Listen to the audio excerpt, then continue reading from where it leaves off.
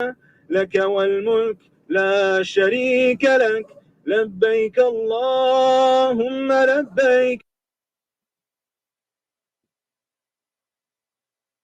الله أكبر الله أكبر الله أكبر لا إله إلا الله. الله أكبر الله أكبر ولله الحمد. الله أكبر الله أكبر الله أكبر لا إله إلا الله. الله أكبر الله أكبر ولله الحمد.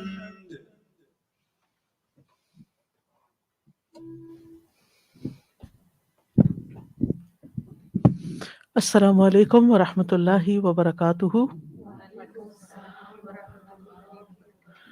نحمده ونصلي علی رسوله الکریم. اما بعد فاعوذ باللہ من الشیطان الرجیم. بسم اللہ الرحمن الرحیم. رب اشرح لی صدری ویسر لی امری واحلل عقدۃ من لسانی یفقہوا قولی. حج پروگرامز کے سلسلے میں آج ہم انشاءاللہ شاعر اللہ کی تعظیم اور ان میں سے خاص طور پر احرام کے احکام کے بارے میں پڑھیں گے.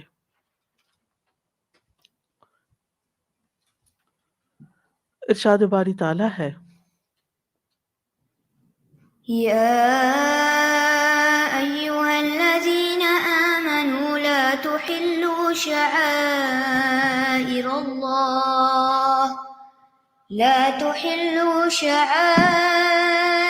الله ولا الشهر الحرام ولا الهدي ولا القلائد ولا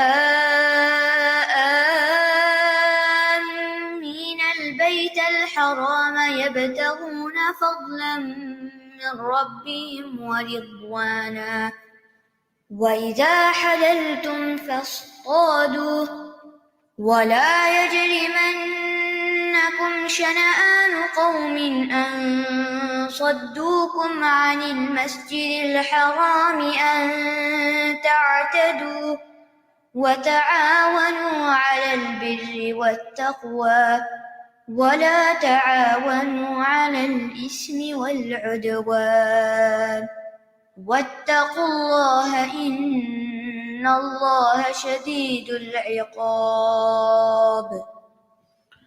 اے لوگو جو ایمان لائے ہو، اللہ کی نشانیوں کو بے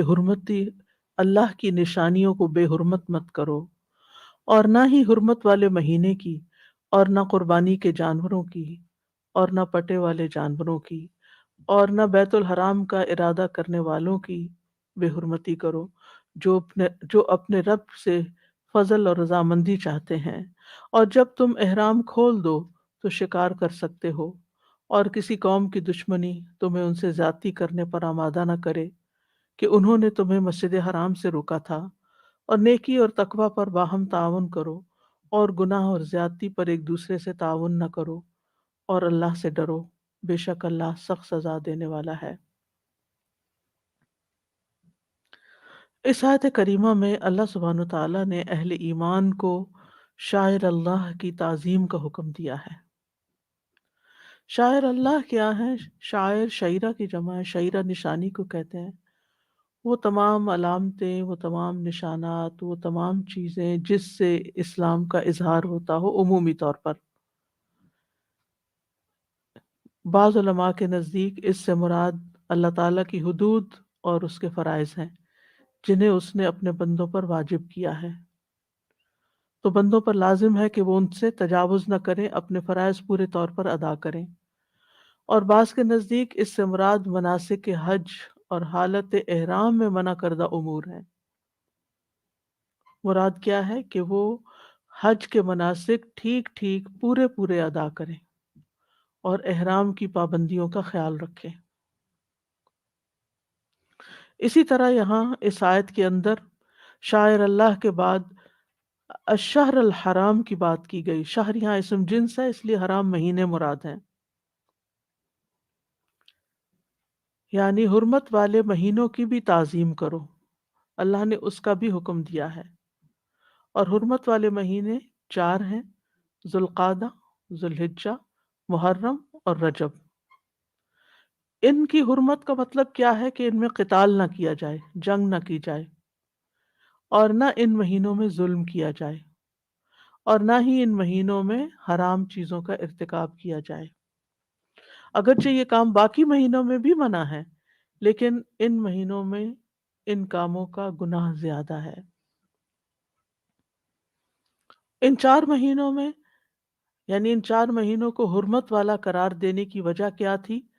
کہ لوگ ان مہینوں میں دور دور سے حج کرنے کے لیے آتے اور رجب میں عمرہ کرتے اور اپنے ساتھ قربانی کے جانور بھی لاتے تھے، اور اس کے علاوہ بھی جو ہدی وغیرہ ہوتی، یعنی لازم قربانی کے علاوہ بھی مزید نذرانے وغیرہ لاتے، اور یہ سب کچھ حرم کے یا بیت اللہ کے احترام کی وجہ سے تھا۔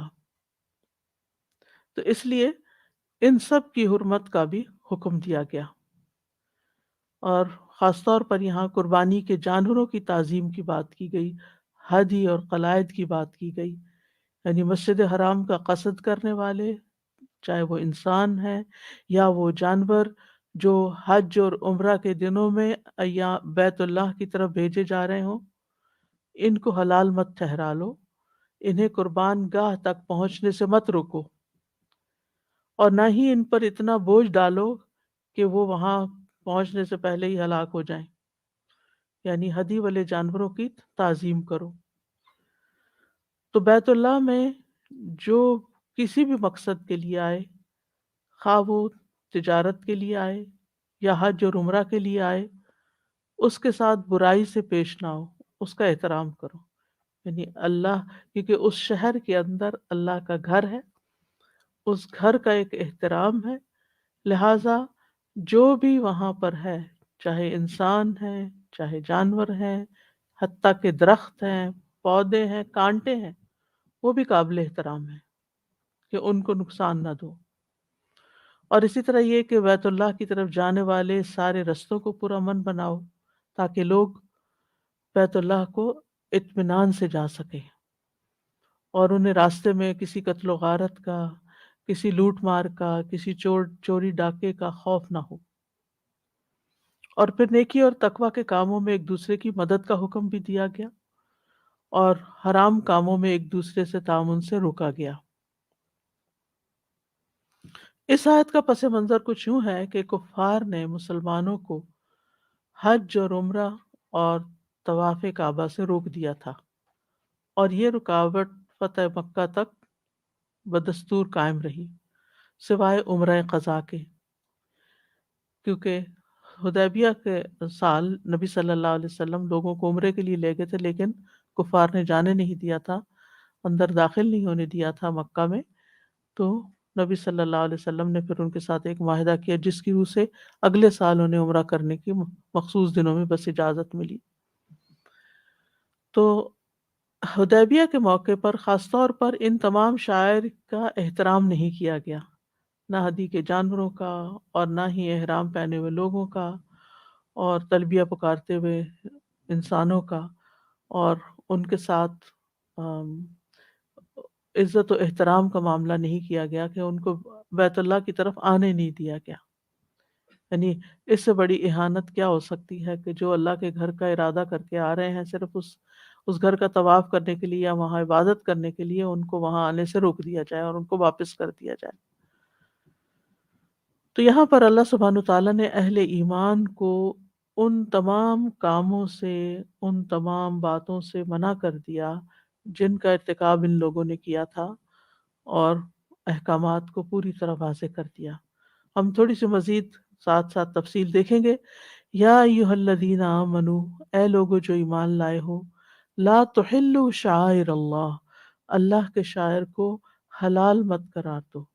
اور اس آیت کی روح سے، اس پس منظر میں، یہاں شاعر سے مراد وہ تمام چیزیں ہیں جن کا تعلق حج کے ساتھ ہے یا عمرے کے ساتھ ہے، لیکن عمومی طور پر اس سے وہ ساری چیزیں مراد ہیں جن کا تعلق اللہ تعالیٰ کے ساتھ خاص ہو، اس کے دین کے ساتھ خاص ہو، وہ دین کی علامت ہو۔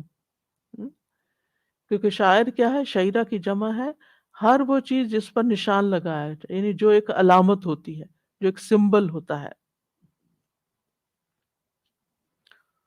تو علماء نے شاعر کی کچھ اقسام بیان کی ہیں، کچھ جگہوں کو شاعر قرار دیا کہ وہ دین کے خاص مقامات ہیں، کچھ اوقات کو جن میں خاص عبادات کی جاتی ہیں، اور کچھ ذوات کو، یعنی ان کے اندر وہ علامت پائی جائے۔ تو سب سے پہلے مکانی شاعر، اس سے مراد وہ جگہ ہیں جن کو اللہ تعالیٰ نے عظمت بخشی ہے اور ان کی تعظیم بجا لانے کا حکم دیا ہے، اور حج یا عمرہ ادا کرنے کے عمل میں ان کو علامت بنا دیا ہے۔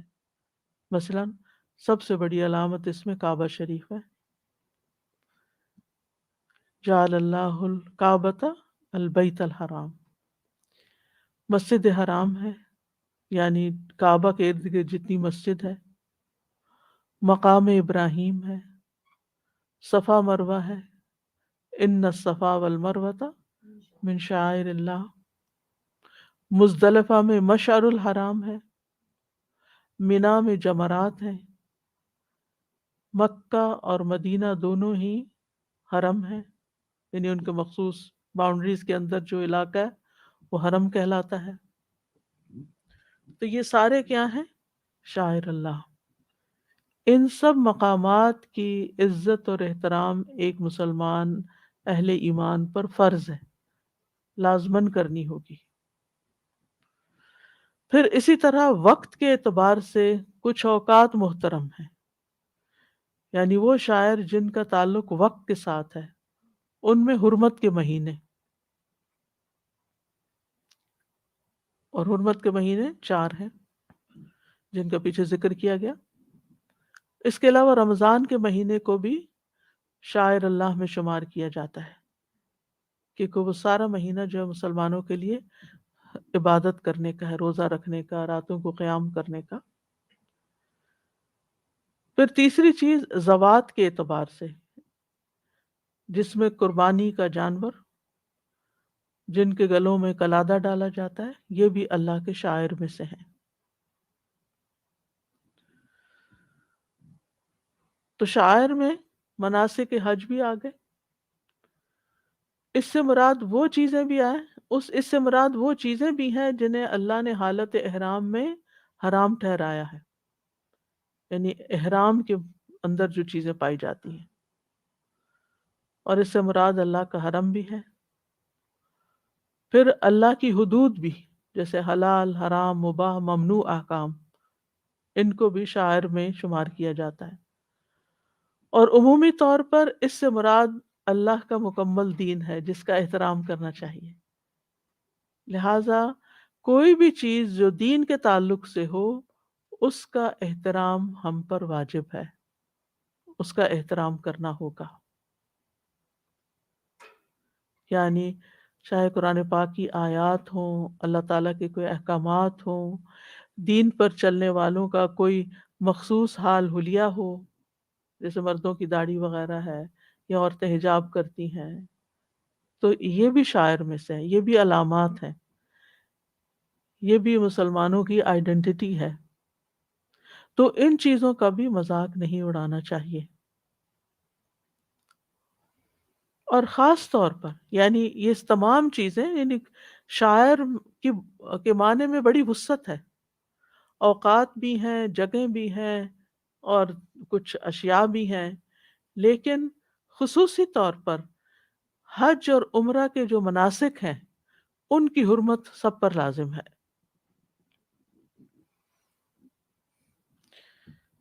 اس میں ہم دیکھتے ہیں کہ حج اور عمرہ کے جو مناسک تھے، ان میں مکہ کے قبائل حمص، قریش، خزاع، کنانہ اور عامر بن صعصع حرمت کے مہینوں اور دیگر مہینوں میں ایک دوسرے پر غارت گری کو حلال سمجھتے تھے۔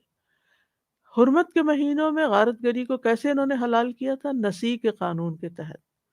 نسی کا مطلب ہوتا ہے مؤخر کرنا، لیٹ کرنا، ڈیلے کر دینا۔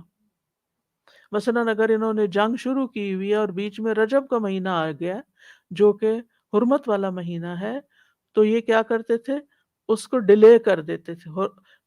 رجب کے بعد کیا آتا ہے؟ شعبان، تو وہ رجب کو شعبان قرار دے دیتے اور شعبان کو رجب بنا لیتے تاکہ اپنی منمانی کر سکیں۔ تو اس کو اللہ سبحانہ تعالیٰ نے انما النسیء زیادۃ فی الکفر کہہ کے حرام قرار دے دیا۔ قرآن مجید میں اس کا ذکر آتا ہے کہ اس طرح نسی کا قانون جو تم نے بنا رکھا ہے، لیکن ان میں سے ایک قبیلہ مضر جو تھا وہ اس کا قائل نہیں تھا۔ یہی وجہ ہے کہ لوگوں کو اس بات کا شعور رہا کہ حج کے اصل مہینے کون سے ہیں۔ آپ دیکھیں کہ اگر آپ یہ ڈیلے کرتے ہیں اور کرتے چلے جاتے ہیں، چلے رجب چھوڑیں، اگر آپ ذوالقعدہ یا ذوالحجہ کو آپ محترم قرار دینے کی بجائے ان کو ڈیلے کر دیتے تو لوگوں کا تو حج ہی خراب ہو گیا۔ اسی لیے جب نبی صلی اللہ علیہ وسلم نے حجۃ الوداع کیا تھا تو آپ نے فرمایا تھا زمانہ گھوم گھام کر اپنی اصل پر آ گیا ہے، یعنی اب سے جو حج ہوگا وہ اپنے اصل مہینے اور اصل دن اور اصل وقت پر ہوگا۔ تو ان مناسک کے اندر چھیڑ چھاڑ نہیں کر سکتے، ان مہینوں کو آگے پیچھے نہیں کر سکتے، ان دنوں کو آگے پیچھے نہیں کر سکتے۔ مثلاً ایک بات عام طور پر عوام کرتے ہیں کہ اگر حج اور جمعہ ایک دن آ جائے تو بادشاہ پہ بڑی بھاری ہوتی ہے، اور بعض لوگ پھر اس طرح کی باتیں کرنے لگتے ہیں کہ انہوں نے چاند دیکھنے میں گڑبڑ کی ہے اور یہ ایک دن نہیں چاہتے لہٰذا انہوں نے آگے پیچھے کر دیا ہے۔ تو اللہ عالم کیا ہے یا نہیں کیا، ہمیں تو پھر اسی کو فالو کرنا ہوتا ہے جو بتایا جاتا ہے۔ لیکن چونکہ اہل ایمان میں بڑے چھوٹے ذمہ دار منتظمین سبھی شامل ہیں، تو سب کو کیا حکم دیا گیا کہ ان مناسک کا احترام کرنا ہے۔ یعنی آپ عرفہ کے دن کو یوم النحر نہیں بنا سکتے، یا یوم النحر کو عرفہ نہیں بنا سکتے، آگے پیچھے نہیں کر سکتے، ان کا احترام کرنا ہوگا۔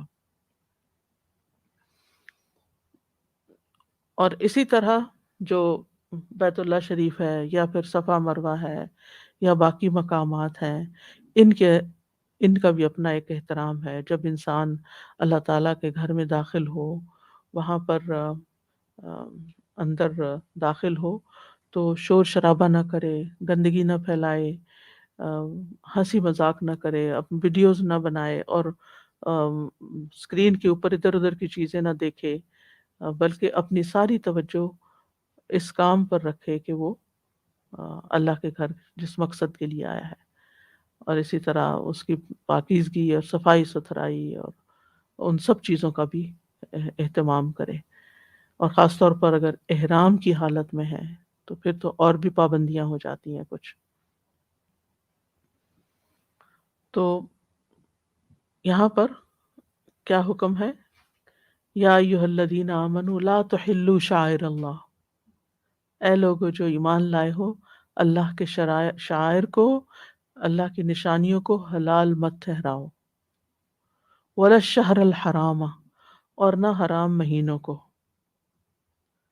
اور یہ حرام مہینے، ان کے بارے میں قرآن مجید میں سورۃ التوبہ میں آتا ہے ان عدۃ الشہور عند اللہ 12 شہرا فی کتاب اللہ یوم خلق السماوات والارض منها 4 حرم ذلک الدین القیم فلا تظلموا فیہن انفسکم۔ بے شک مہینوں کی گنتی اللہ کے نزدیک اللہ کی کتاب میں 12 مہینے ہیں، جس دن اس نے آسمانوں اور زمین کو پیدا کیا، جب سے یہ ہیں مہینے بنائے گئے، یعنی وقت بھی جبھی سے تخلیق کیا گیا، ان میں سے 4 حرمت والے ہیں، یہی سیدھا دین ہے، سو ان میں اپنی جانوں پر ظلم نہ کرو۔ تو حرمت والے مہینوں کا احترام کیسے؟ کہ اس میں ایک دوسرے پر ظلم کرنا بھی منع ہے اور اپنی جانوں پر ظلم بھی منع ہے۔ اپنی جانوں پر ظلم کیا ہے کہ انسان ان مہینوں میں گناہ کے کام کرے، اگرچہ وہ دوسرے مہینوں میں بھی منع ہے، لیکن ان مہینوں میں حرمت کی شدت بڑھ جاتی ہے، اور جنگ وغیرہ بھی منع ہے۔ اور لیکن اگر کفار اس مہینے میں مسلمانوں پر حملہ کر دیتے ہیں تو دفاع کی اجازت ہے، اور اس میں ان مہینوں میں قتال کی حرمت قرآن مجید سے ثابت ہے. یسألونک عن الشہر الحرام قتال فیہ قل قتال فیہ کبیر.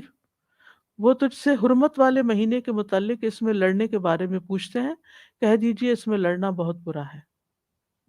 تو مطلب یہ ہے کہ عام مہینوں کی نسبت حرمت والے مہینے میں کسی بھی قسم کا ظلم، زیادتی اور گناہ کا کام زیادہ بڑا ہے، زیادہ برا ہے. حرام مہینوں کے علاوہ کس کو حلال مت کرو؟ ولل ہدیہ، اور نہ ہدی کو. جو جانور مکہ میں قربانی کے لیے لے جائے جا رہے ہوں ان کی حرمت بھی پامال نہ کرو. جیسے پہلے میں نے بتایا تھا، ہدی، ہدیت ان کی جمع ہے، وہ قربانی جو مکہ لے جائی جاتی ہے یا مکہ میں کی جاتی ہے. ہم اپنے گھروں میں عید الاضحیٰ میں جو قربانی کرتے ہیں وہ اضحیہ کہلاتی ہے. تو مراد ہے وہ اونٹ، گائیں، بکریاں، بھیڑیں وغیرہ جنہیں ذبح کرنے کے لیے مکہ لے جایا جاتا ہے. تو مطلب کیا ہے کہ ان کی بھی حرمت ہے، یعنی انہیں مکہ پہنچنے سے پہلے ہی راستے میں حلال نہ کر لو یا بیچ نہ ڈالو. یعنی تم نے انہیں ایک نظر کے طور پر مان لیا یا ایک مقصد کے لیے رکھ لیا کہ یہ اب ہم اللہ کے گھر لے جا رہے ہیں، اور راستے میں سوچا کہ چلو پارٹی کرتے ہیں اور ایک بکری ذبح کر لیتے ہیں، تو نہیں، وہ ان میں سے نہیں اب ذبح کر سکتے. یہ چونکہ یہ آپ نے مقرر کر دیا، طے کر دیا کہ یہ قربانی وہیں جا کر ہوگی.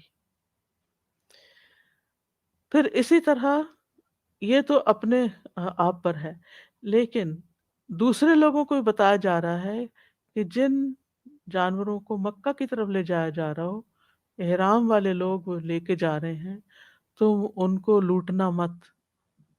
کیونکہ اس زمانے میں راستے میں چھینا جھپٹی ہو جاتی تھی، اچانک لوگ حملہ آور ہو جاتے قافلوں پر، اور ساز و سامان اور بکریاں اور بھیڑیں اور سب کچھ لوٹ لاٹ کے لے جاتے. اس سے بھی منع کیا جا رہا ہے کہ ان کو چھیننا، ان کو چوری کر لینا، ان کو راستے میں روک دینا، آگے نہ جانے دینا، یہ سب منع ہے. تو ان کو مزید احترام کی خاطر، اگرچہ یہ بذات خود شاعر اللہ میں شامل ہیں یہ سب چیزیں، لیکن ان کو پھر سے الگ الگ اسپیسیفکلی ان کے احترام اور ان کی خصوصیت کی وجہ سے ذکر کیا جا رہا ہے، یعنی ان کے مقام کو بڑا بتانے کی خاطر. اس سے آپ دیکھیں کہ جو چیز، جس چیز کی بھی نسبت اللہ سبحانہ تعالیٰ کی طرف ہو جاتی ہے، جس چیز کی نسبت اللہ سبحانہ تعالیٰ کے گھر کی طرف ہو جاتی ہے، اس چیز کا ایک احترام ہوتا ہے، اس چیز کا ایک مقام ہوتا ہے. جیسے قرآن مجید کا احترام ہم کیوں کرتے ہیں؟ کہ یہ کلام اللہ ہے، اللہ کا کلام ہے. اس کو نیچے نہیں رکھنا، اس کو پیٹھ پیچھے نہیں رکھنا، اس کو یعنی اس کی کسی بھی طرح بے حرمتی نہیں ہونے دینی. بیت اللہ شریف کا احترام ہم کیوں کرتے ہیں؟ کیونکہ اس کو بیت اللہ کہا جاتا ہے کہ یہ اللہ کا گھر ہے. بیت عربی زبان میں 4 کونوں والے کمرے کو کہتے ہیں. اس سے یہ پتہ چلتا ہے کہ گھر ایک کمرے کا بھی ہو سکتا ہے، ضروری نہیں کہ گھر وہ ہو جس میں بہت سارے بیڈ رومز ہوں. اگر کسی کے پاس ایک کمرہ بھی ہے تو وہ اس کا گھر شمار ہوگا. تو بیت اللہ جو ہے وہ ایک کمرے پر مشتمل ہے، لیکن اس کا ایک ادب ہے، احترام ہے کہ اس میں کوئی خلل نہیں ڈالنا چاہیے. پھر جو چیزیں اللہ کے گھر کے ساتھ منسوب ہیں، چاہے اس کے اوپر جو کپڑا لٹکا ہوا ہے یا پھر اس کے اور اس کے ساتھ جو لوازمات ہیں، ان کا بھی ایک احترام ہے. ان کے جو محافظ ہیں ان کی بات سننا، وہ جو سپاہی اور پولیس وہاں کھڑی ہوتی ہے یا جو انتظامیہ ہوتی ہے، ان کے ساتھ لڑائی جھگڑا نہ کرنا، ان کا احترام کرنا، ان کی بات ماننا، یہ سارا کچھ اس میں شامل ہو جاتا ہے. کیونکہ آپ دیکھیے کہ اگر آپ قرآن مجید کی آیات کو صحیح طور پر سمجھ کر حج کرنے کے لیے جائیں تو پھر ہو ہی نہیں سکتا کہ آپ وہاں جا کر شاعر اللہ کی بے احترامی کریں کسی بھی طور پر. یعنی جب آپ کسی کا احترام کرتے ہیں تو آپ کی نگاہیں بھی جھک جاتی ہیں، آپ آپ کے جسم کے اندر بھی ایک خم آ جاتا ہے. آپ پکڑ کے نہیں بات کرتے جس کا احترام کرتے ہیں، جیسے والدین ہیں، استاد ہیں، بزرگ ہیں، علماء دین ہیں یا کوئی بھی، ان کا آپ ایک احترام کرتے ہیں. کیونکہ ان کا ایک مقام ہوتا ہے۔ تو اسی طرح جو چیز بھی حج سے متعلق ہوگی اس کا خاص احترام ہوگا۔ اسی لیے شاعر اللہ کہہ کے یہاں پر عمومی شاعر کا ذکر نہیں کیا گیا، مناسک حج کا ذکر کیا گیا ہے۔ پھر فرمایا ولل قلائد، اور نہ قلادے والے۔ قلادہ کی جمع ہے قلائد، یہ وہ چیز ہے جو مکہ جانے والے جانوروں کے گلے میں لٹکائی جاتی تھی تاکہ یہ معلوم ہو جائے کہ یہ جانور مکہ کی طرف جا رہا ہے، اور کسی قسم کی اس کے ساتھ زیادتی نہ کی جائے، اس پر بہت زیادہ بوجھ نہ ڈالا جائے۔ اس کا یہ مطلب نہیں کہ اس کا دودھ نہیں پی سکتے، اگر اونٹنی ہے اور دودھ دیتی ہے تو دودھ نہیں پی سکتے، یہ نہیں مطلب، یہ نہیں، ہمارا دین غیر فطری نہیں ہے کہ آپ بالکل ایک دوسری ایکسٹریم پہ چلے جائیں، لیکن ان کے بال اتار کے بیچنا یا کھال ان کو وقت سے پہلے ذبح کرنا یا ان کے ساتھ کسی قسم کی سختی اور زیادتی کرنا یا ضرورت سے زیادہ کام لینا یا ان کو بھوکا پیاسا رکھنا یا ان کو بیچ دینا، ان چیزوں کی اجازت نہیں ہے۔ یعنی کسی قسم کی برائی کے ساتھ یا خرابی کے ساتھ ان کے ساتھ پیش نہیں آنا۔ اور یہاں بھی قلادے والے جانوروں کو خاص طور پر اس لیے ذکر کیا گیا کیونکہ ان کا ثواب بہت زیادہ ہوتا ہے۔ یعنی جب آپ کسی جانور کے گلے میں وہ ڈال دیتے ہیں کہ یہ اللہ کے گھر کی طرف جا رہا ہے، تو جو جانور وہاں جا کے قربان کیا جائے گا اس کے قربان کرنے کا ثواب کئی گنا زیادہ بڑھ جائے گا، لہذا اس کا بھی ایک احترام ہے۔ تو آپ سوچئے کہ جو جانور اللہ کے گھر کی طرف جا رہے ہیں ان کا احترام ہے، تو جو انسان اللہ کے گھر جا رہے ہوں پھر ان کا کتنا احترام کرنا چاہیے۔ یعنی تمام حجاج کرام آپس میں بھی ایک دوسرے کا احترام کریں، اور پھر جو آپ کے معلمین ہوں یا گائیڈ ہوں یا جو بھی آپ کو راہ دکھا رہے ہوں یا ڈرائیورز ہوں بس کے، ان سب کا بھی احترام کریں کہ وہ سب اسی خدمت میں لگے ہوئے ہیں، اور ان میں سے کسی کے ساتھ بھی بدتمیزی کرنا، بد اخلاقی کرنا، لڑائی جھگڑا کرنا، الزام تراشی کرنا یا ان کی غیبت کرنا، یہ گناہوں میں سے بڑے گناہ ہیں۔ یعنی عام دنوں میں بھی یہ کام نہیں کر سکتے آپ کسی کے ساتھ بے وجہ لڑائی جھگڑا کریں، لیکن ان دنوں میں تو، یعنی ان مواقع پر تو خاص طور پر منع ہے۔ پھر اسی طرح قلادے کے علاوہ جو جانور جاتے تھے حرم کی طرف، ان کو لے جانے سے پہلے یا ان کی کوہان پر چیرا لگاتے تھے، جو کٹ سا لگتا اسے خون نکلتا تو لوگ پہچان جاتے، یعنی پہچان کے طور پر کہ یہ حرم کی طرف جانور جا رہے ہیں، یا پھر ان کی پشت پر کٹ لگاتے اور جو خون نکلتا وہ جسم پر پیچھے مل دیتے تھے تاکہ جو بھی پیچھے سے آئے دیکھے اور وہ خون لگا ہوا جانوروں کے اوپر دیکھے تو اس کو پتہ چل جائے کہ یہ حرم کی طرف جا رہے ہیں اور ان کے ساتھ کسی قسم کی کوئی زیادتی نہیں کرنی۔ پھر فرمایا ولا آمین البیت الحرام، اور نہ بیت الحرام کا قصد کرنے والوں کو، یعنی حجاج کرام، ان کا بھی احترام کرنا ہے، ان کو بھی روکنا نہیں ہے۔ اور اس میں صرف حجاج کرام نہیں بلکہ جو لوگ بھی بیت اللہ کی طرف، مکہ کی طرف جا رہے ہوتے ہیں، چاہے وہ بزنس کے لیے جا رہے ہوں، حاجیوں کو کھانا فراہم کرنے کے لیے جا رہے ہیں یا پانی لے جا رہے ہیں یا اور خدمتوں پر مامور ہیں، ان سب کا بھی احترام لازم ہے۔ یعنی احرام والے تو نمایاں ہیں، لیکن کچھ لوگ احرام میں نہیں ہوتے، وہ کچھ اور کام وہاں کر رہے ہوتے ہیں جو کہ اگر وہ کام نہ کریں تو حجاج کیسے وہاں رہ سکتے ہیں، تو ان کا بھی احترام۔ یعنی حج اور عمرہ اور بیت اللہ کا طواف کرنے والے اور باقی عبادات کرنے والے، وہاں بیٹھ کے قرآن پڑھنے والے یا ذکر اذکار کرنے والے یا اعتکاف کرنے والے، یہ تمام جو ہیں یہ محترم ہیں۔ لیکن ہم دیکھتے ہیں کہ حدیبیہ کے موقع پر کفار نے مسلمانوں کو بیت الحرام سے روک دیا تھا۔ اچھا، یہاں یہ جو لفظ آمین ہے نا، یہ آمین نہیں ہے، آمین کو لفظ قرآن کا حصہ نہیں ہے جو ہم سورۃ الفاتحہ کے بعد پڑھتے ہیں، وہ پڑھنا چاہیے، وہ سنت سے ثابت ہے، لیکن بعض لوگ اس کو بھی آمین پڑھ دیتے ہیں، ہم، جس کا مطلب ارادہ کرنے والے، اما یوموں سے قصد کرنے والے۔ آمین کا مطلب ہوتا ہے اللہ ہماری دعا قبول کر لے، تو اگر آپ نے بہت لمبا کرتے کرتے شد کے ساتھ اس کو پڑھا تو میننگ ہی بدل جائے گا. تو اس کا فرق ملاحظہ رکھیے. وَإِذَا حَلَلْتُمْ فَاصْطَادُوا، پھر جب تم حلال ہو جاؤ تو شکار کرو. یعنی احرام کھولنے کے بعد شکار کر سکتے ہو. اس کا یہ مطلب نہیں کہ حکم دیا جا رہا ہے واجب ہے تم پر کہ احرام کھولتے ہی سب شکار پہ چل پڑو، یہ معنی نہیں ہے. اس کا مطلب یہ ہے کہ ابھی تک جو تمہیں منع کیا گیا تھا، رکاوٹ تھی، اب وہ رکاوٹ ختم ہو گئی ہے، شکار جائز ہو گیا ہے. وَلَا يَجْرِمَنَّكُمْ شَنَآنُ قَوْمٍ، اور کسی قوم کی دشمنی تمہیں اس بات پر آمادہ نہ کرے.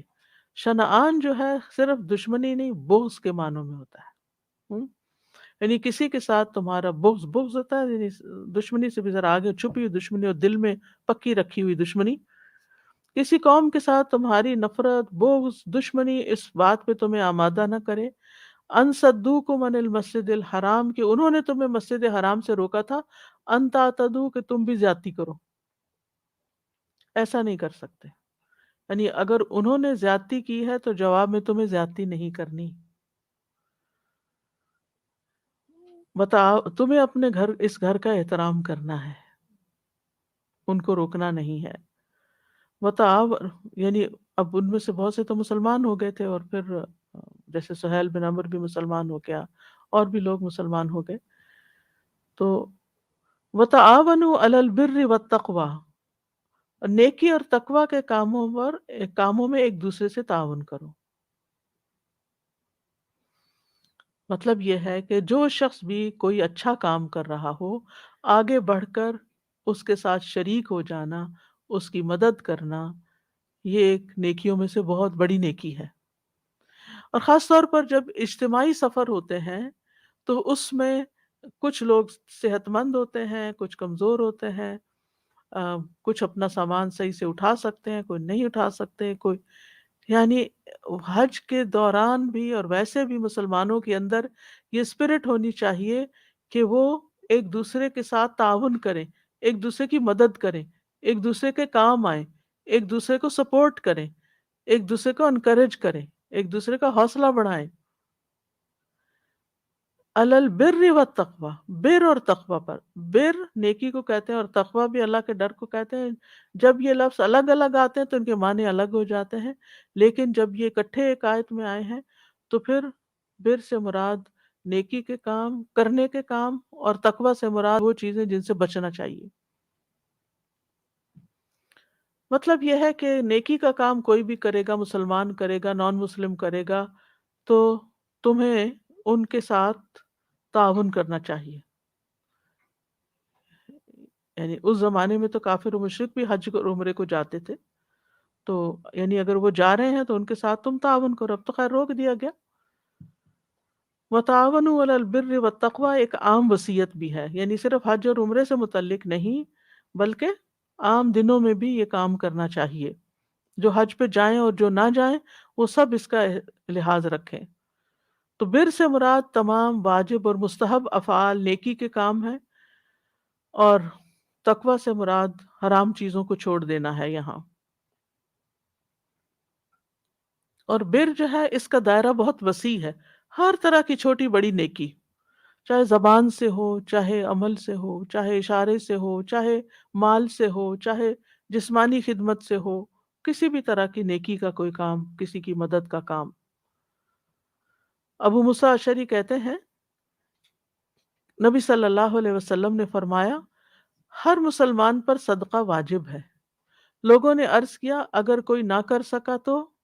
آپ نے فرمایا کہ اپنے ہاتھ سے کام کرے، اس سے اپنی ذات کو نفع پہنچائے اور صدقہ کرے. یعنی ہر ایک کو صدقہ کرنا چاہیے. اگر کسی کے پاس مال نہیں تو وہ کچھ کام کرے اور کچھ کمائے اور پھر صدقہ کرے. لوگوں نے پوچھا اگر اس کی استطاعت نہ رکھتا ہو یا کہا کہ ایسا نہ کر سکے تو؟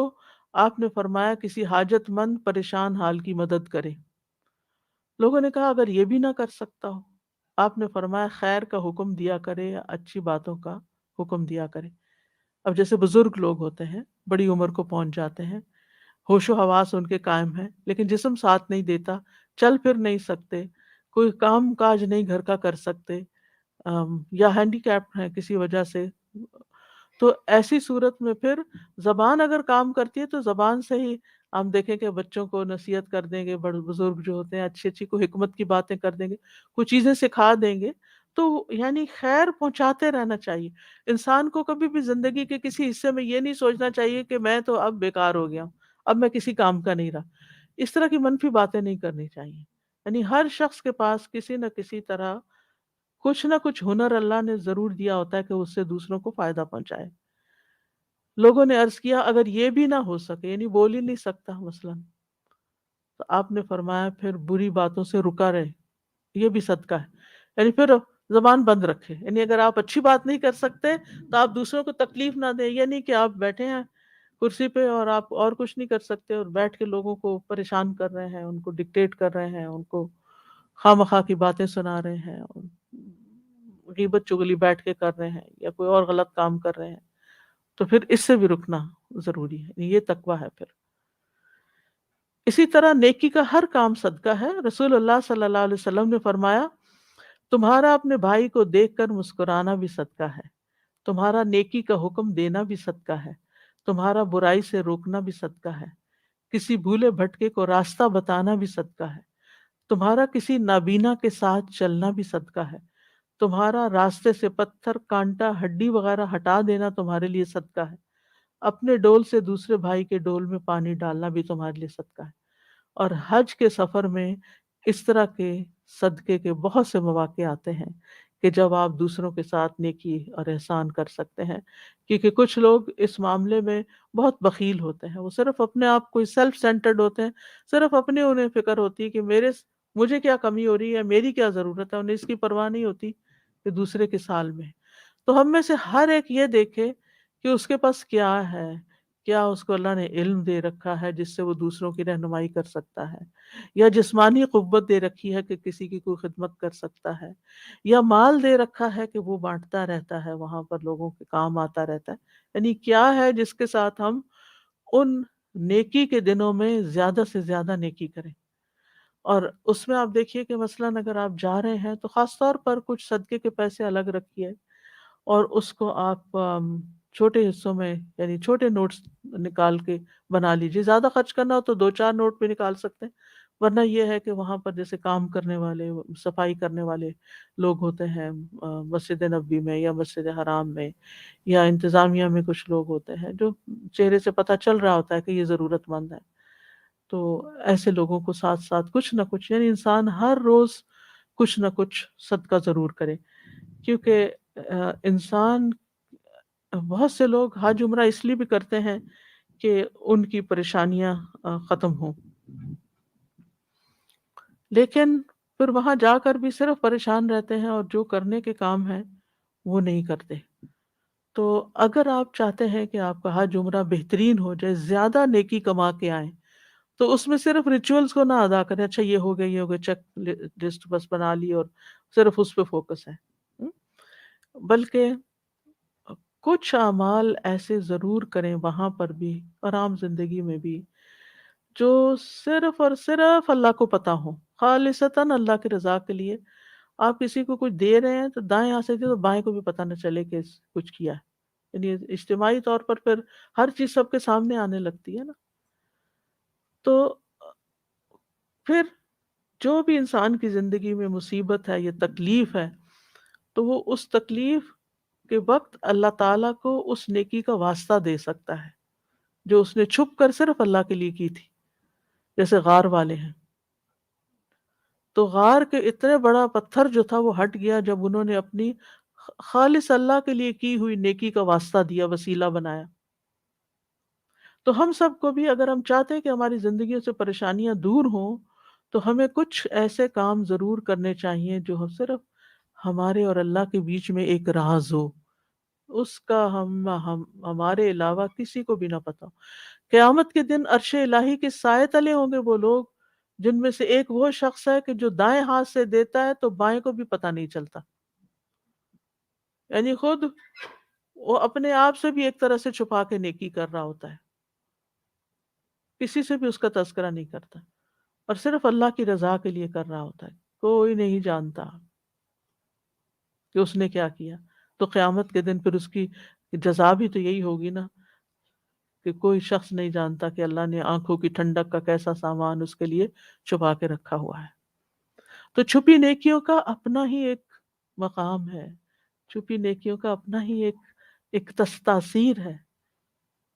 لہذا اگر آپ حج عمرے کے لیے جا رہے ہیں کہ آپ کا کوئی مسئلہ حل ہو جائے، کوئی دعائیں وہاں قبول ہوں، تو دعائیں قبول کرنے کے لیے پھر کوئی نیکیوں کے ایکسٹرا کام بھی کریں، کوئی ایکسٹرا نوافل، کوئی ایکسٹرا طواف، کوئی ایکسٹرا صدقہ خیرات. اور حج پر بھی ہر روز ضرور صدقہ کریں.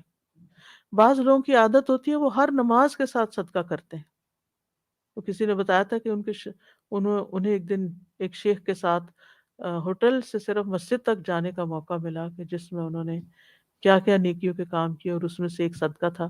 اور اب تو آپ دیکھیں کہ ایپ کے ذریعے آپ بس صرف چند کلکس کرتے ہیں اور آپ کا صدقہ کہیں نہ کہیں جہاں آپ نے دیکھا ہو یا جو مواقع سامنے ہو وہاں پہنچ جاتا ہے. وہاں پر اگر آپ دیکھیں تو بعض ہوٹلز کے آس پاس آگے پیچھے بس چھوٹے چھوٹے کیبنز بنے ہوئے ہوتے ہیں، اس میں صدقہ جاریہ کے جو پروجیکٹس ہیں وہ الیبوریٹ کیے ہوتے ہیں انہوں نے، کوئی پانی پلانے کا، کوئی یتیموں کا، کوئی کسی اور طرح کا. تو ایسے مواقع کو بھی انسان کو ضرور کچھ نہ کچھ ڈال دینا چاہیے. ضروری نہیں ہوتا کہ آپ کے پاس ہزاروں ہو تو تبھی ڈالیں، تھوڑا سا بھی ہے تو ڈال دیں، کیونکہ آپ کو نہیں پتا کہ وہ کتنا گرو کر جائے اور اس کے اثرات کہاں کہاں تک پہنچے. کہنے کا مقصد یہ ہے کہ نیکی کے کسی کام کو کوشش کریں کہ ہاتھ سے نہ جائے.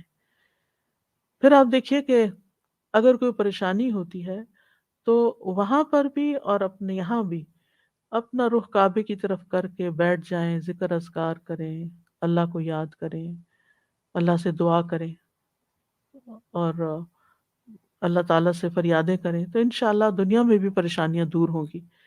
لیکن عموماً اب یہ ہوتا ہے کہ صرف لوگوں کو پریشانی بتا بتا کے اپنے دل کو ٹھنڈا کرتے ہیں، جبکہ اللہ کو بتانے کی طرف توجہ ذرا کم ہی ہوتی ہے، اس طرف پورا دھیان نہیں ہوتا.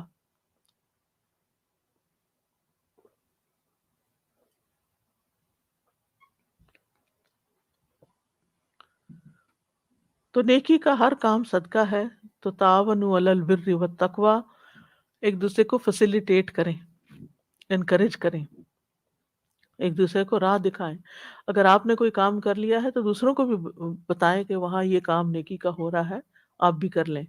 ولا تعاونوا علی الاثم والعدوان، گناہ اور زیادتی کے کاموں میں، باطل اور حرام کاموں میں ایک دوسرے کی مدد نہ کریں.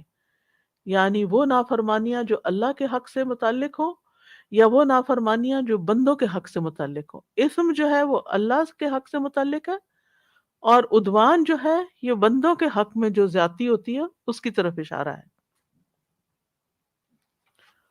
اور اسم میں اللہ صرف اللہ ہی کا حق نہیں، بندوں کا حق بھی شامل ہو جاتا ہے. لیکن دونوں میں گناہ کا عنصر پایا جاتا ہے کہ کسی انسان پر کوئی زیادتی نہ کرے اور تعاون نہ کریں. خاص طور پر کوئی ظلم کر رہا ہو، کوئی غلط بات کر رہا ہو تو اس کو انکریج نہ کریں، اس کو روکیں. بلکہ رسول اللہ صلی اللہ علیہ وسلم نے فرمایا اپنے بھائی کی مدد کرو، خواہ وہ ظالم ہو یا مظلوم ہو. تو ایک صحابی نے عرض کیا یا رسول اللہ جب وہ مظلوم ہو تو میں اس کی کیا مدد کروں؟ یعنی ظالم کی تو مدد ہو سکتی ہے تو مظلوم کی کیسے؟ آپ نے فرمایا اس وقت تم اسے ظلم سے روکو، یہی اس کی مدد ہے. یعنی بعض لوگ غصے میں آ کے گالی گلوچ دوسرے کو شروع کر دیتے ہیں، وہ ظلم کر رہے ہوتے ہیں، یا یہ کہ وہ ایک دوسرے کا حق مار رہے ہوتے ہیں، کوئی کسی کی جگہ لے رہے ہوتے ہیں یا کوئی اور. تو مثلاً آپ کے ساتھ کسی نے جائے نماز بچھائی ہوئی ہے اور کوئی چلا گیا ہے، واش روم گیا ہے یا پانی لینے گیا اور کوئی اور آ کے بیٹھنے لگا، تو یہ زیادتی کی بات ہے نا. کسی اور کی جگہ تھی، وہ تھوڑی دیر کے لیے اٹھ کے گیا ہے، واپس آ کر اسی کا بیٹھنا حق ہے، تو آپ اس کو روک سکتے ہیں کہ یہ کسی کی جگہ ہے، یہاں نہ بیٹھے. تو یہ بھی ایک یعنی اسی طرح کے کاموں میں آتا ہے. اور اسی طرح لانگ ٹرم بھی کسی ظالم کا ساتھ نہیں دینا چاہیے. جیسے کوئی ناحق مقدمہ کیے ہوئے ہے کسی پر، یا ناحق کسی کی جائیداد پہ قبضہ کیے ہوئے ہے اور آپ اس کو سپورٹ کر رہے ہیں، تو رسول اللہ صلی اللہ علیہ وسلم نے فرمایا جو شخص کسی ناحق مقدمے میں کسی کی مدد کرے، چاہے کوئی وکیل ہے یا ویسے ہی کوئی مددگار ہے، وہ تب تک اللہ کی ناراضگی میں رہتا ہے جب تک اسے چھوڑ نہ دے. یہ عام زندگی میں بھی اور حج کے موقع پر بھی. واتقوا اللہ ان اللہ شدید العقاب، اور اللہ سے ڈرو بے شک اللہ سخت سزا والا ہے. یعنی آیت کے اختتام پر اس وعید کو اس لیے لایا گیا تاکہ لوگ گناہ اور ظلم اور زیادتی کے کاموں سے بچیں. تو اس آیت سے ہمیں بہت سے فوائد حاصل ہو رہے ہیں. ایک تو یہ کہ شاعر اللہ کی بے حرمتی حرام ہے. شاعر اللہ کی بے حرمتی ایمان میں نقص کا باعث ہے، کیونکہ یا ایھا الذین آمنوا کہا گیا، تو ہم ایمان کا تقاضا ہی پورا نہیں کر رہے اگر ہم ان کی حرمت کا لحاظ نہیں رکھتے. پھر شاعر اللہ کی تعظیم دراصل ان کی اللہ کی طرف نسبت کی وجہ سے ہے. یعنی ان کو کیوں محترم قرار دیا گیا؟ کہ یہ ان کا اللہ کے ساتھ تعلق ہے، اور جس چیز کا بھی اللہ سبحانہ تعالیٰ کے ساتھ تعلق ہو، چاہے وہ کوئی انسان ہو، چاہے وہ کوئی چیز ہو، ان سب کا احترام لازم ہے. پھر حرمت والے مہینوں میں حرمت والی جگہوں پر گناہ اور نافرمانی کے کام زیادہ سنگین ہو جاتے ہیں، ان کی سنگینی بڑھ جاتی ہے. پھر یہ کہ حدی کے جانوروں کی بے حرمتی بھی نہیں کرنی چاہیے. پھر حجاج اور عمرہ کرنے والوں کا احترام بھی واجب ہے. ولا آمین البیت الحرام، اور مسجد حرام کی طرف اخلاص کے ساتھ قصد کرنا چاہیے، کیونکہ آمین البیت الحرام کے ساتھ کیا فرمایا؟ یبتغون فضلا من ربہم ورضوانا، کہ وہ اپنے رب کا فضل اور رضامندی چاہتے ہیں، اس لیے وہ جا رہے ہیں. تو فضل دنیا میں بھی اور اللہ کا فضل آخرت میں بھی چاہتے ہیں، اور رضوان دنیا میں بھی اللہ کی رضا حاصل ہو اور خاص طور پر آخرت میں. اور رضوان کو رضوان بھی پڑھا جاتا ہے. اس آیت سے بھی پتہ چلتا ہے کہ ظلم کرنا کسی صورت میں جائز نہیں، اور اس کو اگرچہ کوئی قابل نفرت انسان ہی کیوں نہ ہو، یعنی جس سے آپ کو بہت نفرت ہے، ہو جاتا ہے نا، دشمنیاں ہو جاتی ہیں یا کوئی زیادتیاں کر دیتے ہیں ایک دوسرے پر، تو آپ کے دل سے وہ زیادتی جاتی نہیں، آپ معاف بھی کر دیتے ہیں، لیکن آپ کا دل خفا رہتا ہے اس شخص کی طرف. اب یہ نہیں کہ کئی موقع آیا اس سے بدلہ لینے کا، تو انسان ناحق کسی کو ساتھ دے کے اس کو ٹارچر پہنچے. اس سے بچنے کی ضرورت ہے. اور پھر گناہ اور زیادتی کے کسی بھی کام پر تعاون منع ہے. تو ان ساری باتوں کے خلاصے میں ایک عمومی طور پر زندگی کے کچھ قاعدے کے طور پر کچھ چیزوں کا ذکر کروں گی.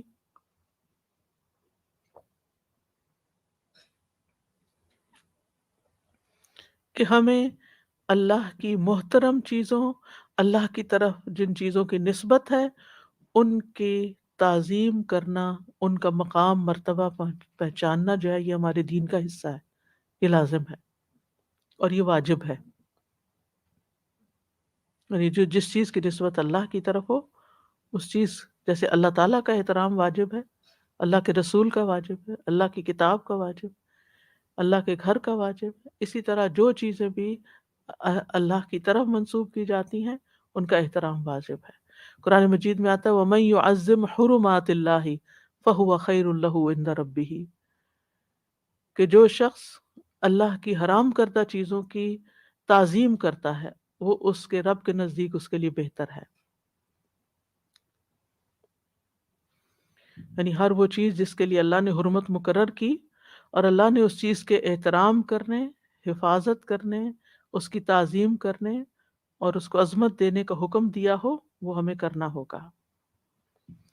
چاہے وہ حقوق ہوں، کسی کے افراد ہوں، زمانے ہوں، جگہ ہوں، احکامات ہوں، وعدے ہوں، وعید ہوں، جنت ہو، جہنم ہو، کہ ان میں سے کسی چیز کا مذاق نہیں اڑا سکتے. کئی لوگ جنت کا مذاق اڑاتے ہیں، کئی لوگ کسی آیت کا مذاق اڑاتے ہیں. اچھا، بعض لوگوں کو دیکھا گیا ہے کہ وہ عام گفتگو کرتے کرتے ہنسی مذاق ہو رہا ہوتا ہے، اور بعض اوقات وہ باتیں درست بھی نہیں ہوتی، وہاں قرآن کی آیت پڑھ دیتے ہیں اور قرآن کی آیت سے اس کو اور زیادہ ہنسی مذاق کی چیز بنا دیتے ہیں. تو ایسی جگہوں پر قرآن کی آیت بھی نہیں پڑھنی چاہیے. پھر اسی طرح اللہ تعالیٰ کی محترم چیزوں کا تعلق صرف منہیات کے ساتھ خاص نہیں کہ جن چیزوں سے اللہ نے روکا ہے ان کو کرنا احترام کے خلاف ہے، بلکہ کبھی انسان سوچ اور ذہن کے بارے میں غلطی کر لیتا ہے اور سمجھتا ہے کہ اس سے مراد صرف منہیات ہیں. اس میں احکامات بھی شامل ہیں، زمانے اور افراد بھی شامل ہیں. مثلا رمضان کے مہینے کی حرمت کس وجہ سے؟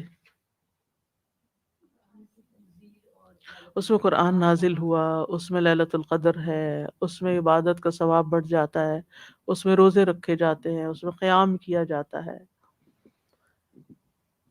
تو روزے کی حرمت میں کیا آتا ہے کہ اگر آپ کا روزہ نہیں بھی تو آپ کیا کریں؟ روزے دار کی طرح رہیں. کھانا ہے نا، اگر کچھ بیمار ہیں یا کھانا پینا تو ذرا الگ جا کے کھائیں، سب کے سامنے نہیں کھائیں. اسی لیے آپ دیکھیں کہ اسلامی ممالک میں ہوٹلز کا کاروبار ان دنوں میں دن کو بند کر دیا جاتا ہے، وہ کھانا سرو نہیں کر سکتے.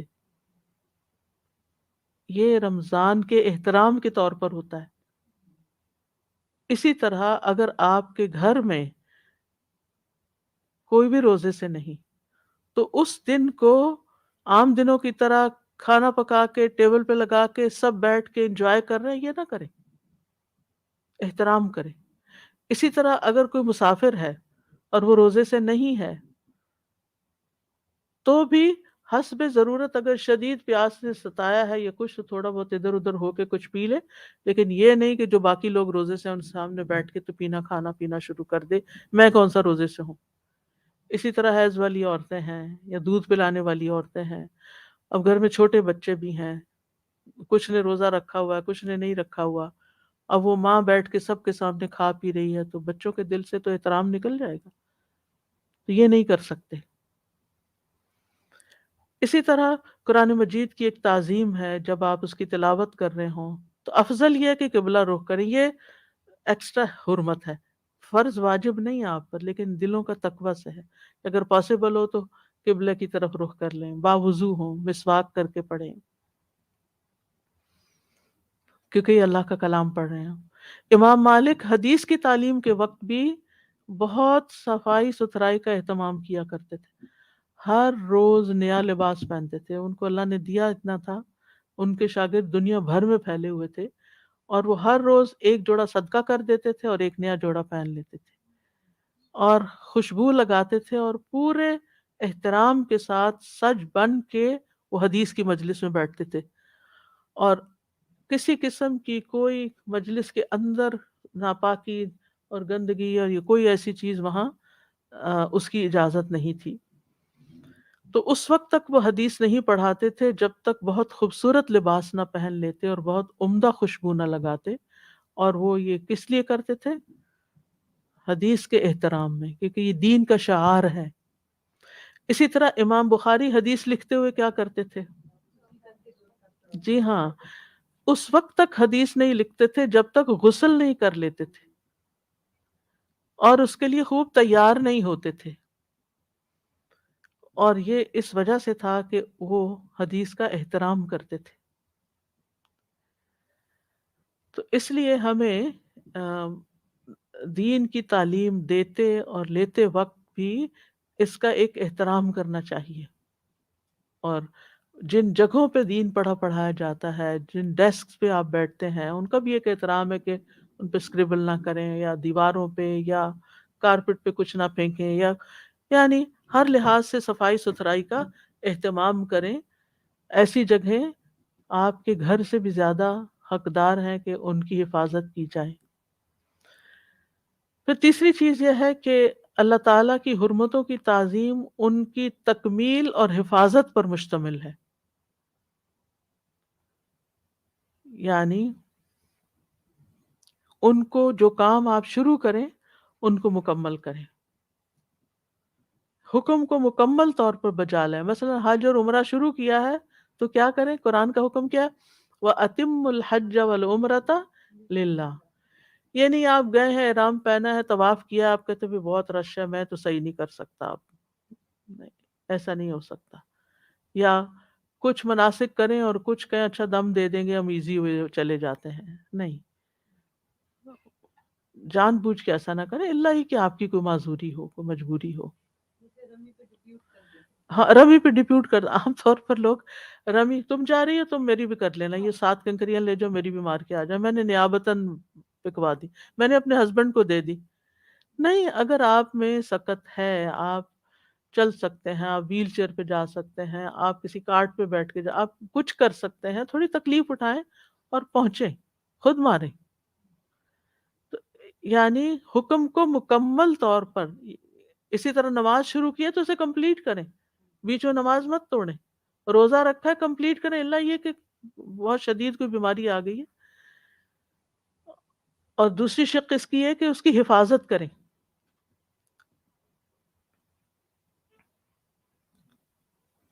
پھر اسی طرح نماز کی تعظیم کریں، ٹھیک ہے، اس کے ارکان، اس کی سنتیں، اس کے واجبات ادا کیے جائیں، وقت پر نماز شروع کی جائے، نماز سے محبت ہونی چاہیے، جلدی نہیں مچانی چاہیے، ان مقامات سے محبت کریں جہاں نماز ادا کی جاتی ہے، اس کا بھی احترام کریں، اس کی بھی صفائی ستھرائی کا خیال کریں۔ اسی لیے مسجد کو صاف ستھرا رکھنا، اس میں خوشبو لگانا، یہ بھی تقوی کی علامت ہے۔ پھر اسی طرح یہ ہے کہ نماز میں جن چیزوں سے منع کیا گیا ہے ان سے بچنا بھی ضروری ہے، جیسے نماز کے بیچ میں بات کرنا یا ادھر ادھر دیکھنا۔ پھر اسی طرح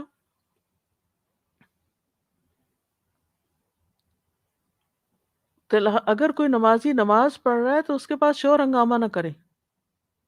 نمازی کو بھی چاہیے کہ وہ الگ جگہ جا کے پڑھے، لیکن اگر کوئی اور جگہ ہے نہیں اور وہ بیچ میں پڑھ رہا ہے تو آپ نے دیکھا ہوگا بعض اوقات اگر لوگ باتیں کر رہے تو نمازی کو ایسا خلل ہوتا ہے، اسے سمجھ ہی نہیں آتی وہ کیا پڑھ رہا ہے، تو آپ خود دیکھ لیں۔ اسی طرح اگر کوئی تلاوت کر رہا ہے تو اس کے پاس اونچی آواز سے باتیں نہ کریں، یہ بھی اس کی تعظیم میں سے ہے۔ تو عبادت کو اس کا حق دینا، اس کو مکمل کرنا، یہ اس کی تعظیم میں سے ہے، اور اس میں دوام اختیار کرنا۔ نبی صلی اللہ علیہ وسلم جو نوافل شروع کرتے یا وطر، ان کو سفر میں بھی ادا کرتے تھے، سواری پر بھی ادا کرتے تھے، چھوڑتے نہیں تھے۔ اسی طرح اللہ سبحانہ تعالیٰ نے اپنی عبادت کے علاوہ والدین کے ساتھ احسان کا حکم دیا ہے، وَاعْبُدُوا اللَّهَ وَلَا تُشْرِكُوا بِهِ شَيْئًا وَبِالْوَالِدَيْنِ إِحْسَانًا۔ تو والدین کی فرما برداری کرنا یہ بھی ان کی تعظیم میں سے ہے، ٹھیک ہے، اور ان کے ساتھ بد اخلاقی نہ برتنا، ان سب، اسی طرح رشتہ دار اور باقی جن کا بھی حکم دیا گیا ہے۔ پھر نیکی کے جتنے بھی مواقع اور کام ہوں ان کی تعظیم کرنا، ان کو حقیر نہ جاننا۔ حدیث میں آتا ہے لا تحتقرن من المعروف شیئا ولو ان تلقى اخاك بوجه طلق، نیکی کے کسی کام کو حقیر نہ سمجھو، خواہ اپنے بھائی کو مسکرا کے دیکھنا ہی کیوں نہ ہو۔ پھر علم کی تعظیم کرنا، علم کو وقت دینا، علم والوں کو وقت دینا، علم والوں کو عزت دینا، یعنی اگر کوئی آپ سے زیادہ جانتا ہے یا علم میں آگے ہے تو اس کو عزت دینا۔ پھر علمی کتابوں کی تعظیم کرنا، یہ نہیں کہ ان کو جوتوں والی الماری میں رکھ دے انسان یا نیچے کہیں پھینک دے، نہیں، ان کا بھی احترام کرنا۔ پھر اسی طرح کچھ اعمال القلب ہوتے ہیں جیسے نیت ہے، تو اپنی نیت کی حفاظت کرنا یہ اس کی تعظیم میں سے ہے۔ پھر اپنے عمل کی حفاظت کرنا، احسان نہ جتانا۔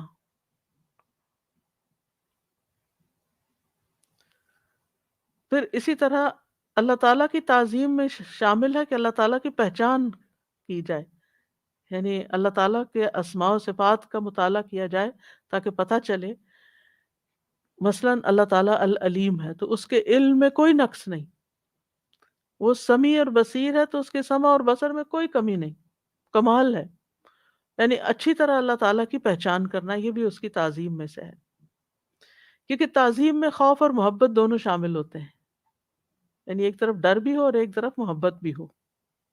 تعظیم میں صرف آرٹیفیشل رسپیکٹ نہیں بلکہ دل سے ہو۔ محبت کیا کہ محبت کے ساتھ کر رہے ہیں، اگر کوئی کوئی چیز اٹھا رہے ہیں، رکھ رہے ہیں، اور خوف کیا کہ کہیں مجھ سے کوئی غلطی نہ ہو جائے اس میں، یا کوتاہی نہ ہو جائے. پھر اسی طرح اللہ تعالیٰ کے کلام کی، آیات کی، اس کے اندر جو احکامات ہیں، اور ان کی مخالفت نہ کی جائے، اور اس کی حرمتوں کی مخالفت نہ کی جائے. تو یہ ساری چیزیں شاعر اللہ کی تعظیم میں آتی ہیں.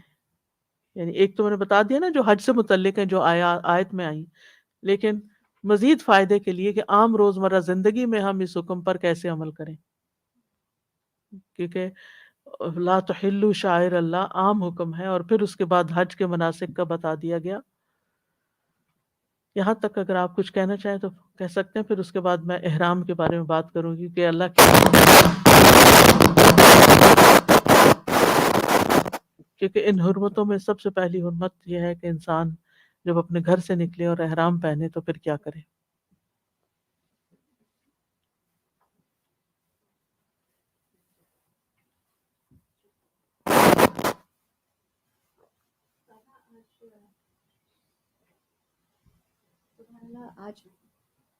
آج پڑھ کے ایسا لگ رہا ہے جیسے ہمارے دین میں جو ادب کا ایک مقام ہے اور جو ایک احترام ہے کتنا ایویڈنٹ ہے نا.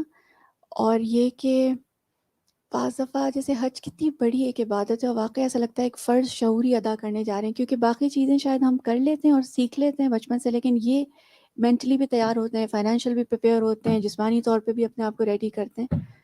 اور سبحان اللہ وہ ادا کر نہیں سکتے جب تک کہ ڈے ٹو ڈے بیسس پہ ہم اس کے لیے تیار نہ ہوں، یا وہ ہمارے عادت اندر نہ روح نہ بنائیں ہو. اپنی. جی وہ وہاں جا کے ہو نہیں پاتا.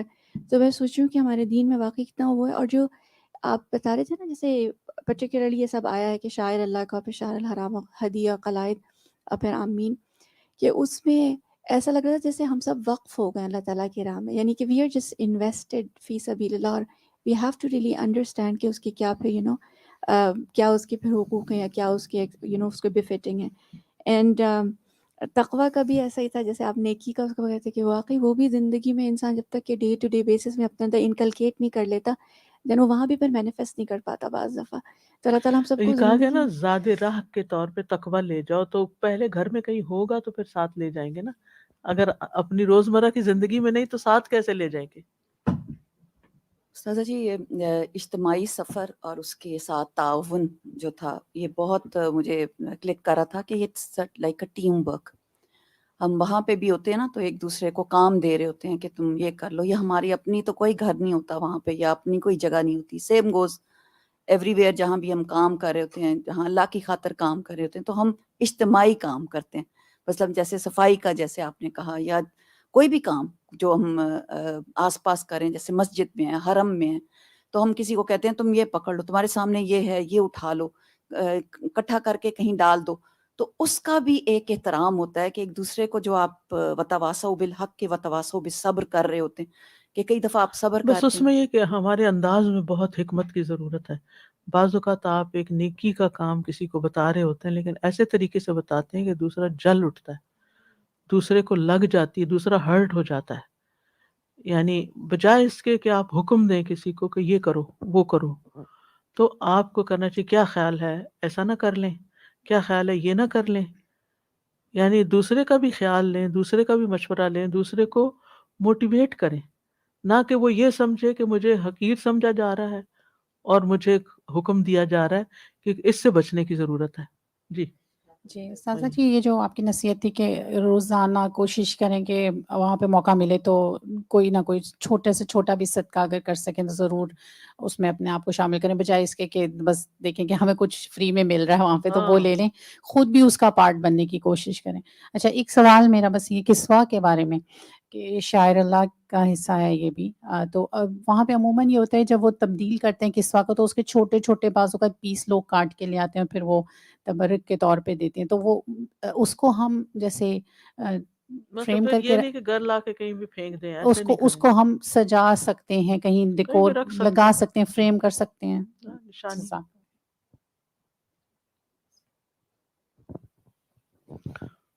مجھے ایک دفعہ گفٹ ملا تھا، جو بڑا والا ٹوکرا نہیں ہوتا، وہ تو الحمدللہ وہ الہدیٰ اسلام آباد کی جو ریسپشن ہے اس میں انٹر ہوتے ہیں تو سامنے لگا ہوا ہے. تو دیکھ کے ایک دم فیلنگ آتی ہے جیسے اللہ کے گھر کی فیلنگ آتی ہے نا.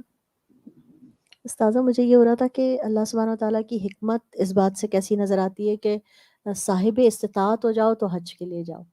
تو جب انسان اگر ورنہ چھوٹی عمر سے جیسے نماز شروع کر دیتا ہے، روزہ شروع کر دیتا ہے، تو وہ تو ایک عادت سی بن جاتی ہے، ہم رمضان آتی ہے کام سارے شروع کر دیتے ہیں. لیکن حج کی وہ ایج آ جاتی ہے جب ہم نے اپنی محنت سے کمایا ہوا پیسہ لگانا ہوتا ہے، and you feel like giving.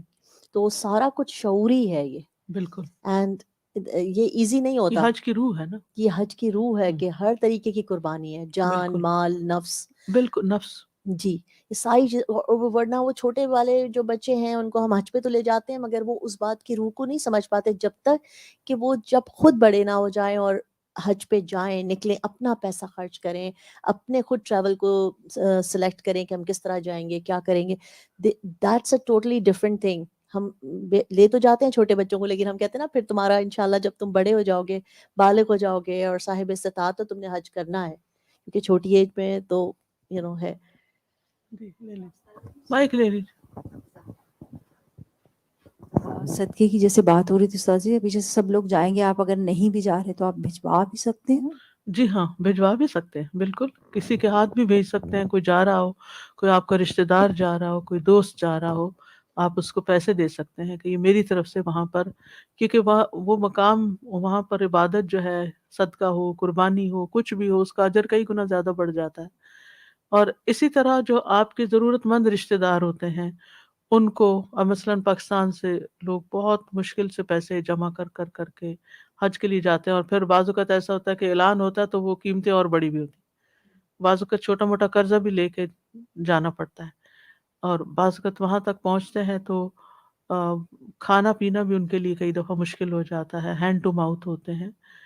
تو ان کے ذریعے بھی صدقہ کروا سکتے ہیں، اور ان کو دینا بھی وہ اس طرح کا صدقہ تو نہیں جیسے غریب کو صدقہ دیتے ہیں، لیکن جو آپ وما تفعلوا من خیر یعلمہ اللہ، جو بھی نیکی کا کام کرو گے اللہ اس کو جانتا ہے. تو آپ ان کو سپورٹ کرنے کے لیے بھی دے سکتے ہیں کہ وہ وہاں کھلے ہاتھ سے اوروں کو بھی کھلائیں، خود بھی کھائیں، یا کہیں بھی خرچ کریں، یہ بھی اس میں شامل ہو سکتا ہے. یا کوئی جا رہا ہے حج پر تو اس کے حج کے خرچے میں کچھ شریک ہو جائیں، یا کچھ بھی.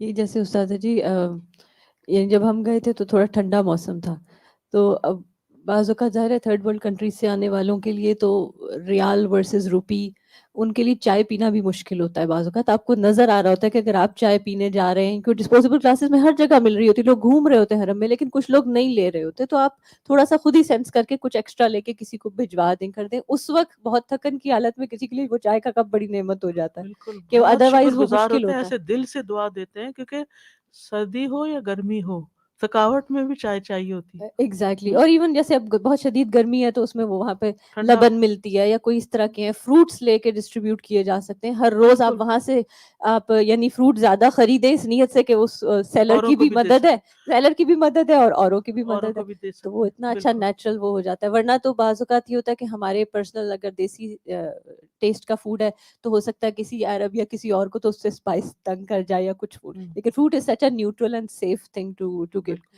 ایک چیز استاذہ جی مجھے پوچھنی تھی، وہاں پر اکثر اس طرح ہوتا ہے کہ کوئی نہ کوئی حضرات ہمارے اپنے بیک ہوم کے کہ وہ مانگنا یا کوئی اس طرح کی چیزیں شروع کرتے ہیں. پھر کچھ مرد حضرات تو وہ ان کو پھر دھمکی دینے لگتے ہیں کہ میں ابھی شرطا کو بلاتا ہوں، یہ چیز یہاں نہ کرو، یہ تھنگز لائک دیٹ. تو اس بارے میں یعنی ہمیشہ کہتی ہوں کہ بس فارگیو ایک کر دیں، عمومی، چھوڑیں. ہاں ایک عمومی سی بات ہے، اما السائل فلا تنہر. آپ کچھ دے سکتے ہیں دے دیں، نہیں دے سکتے خاموشی اختیار کریں.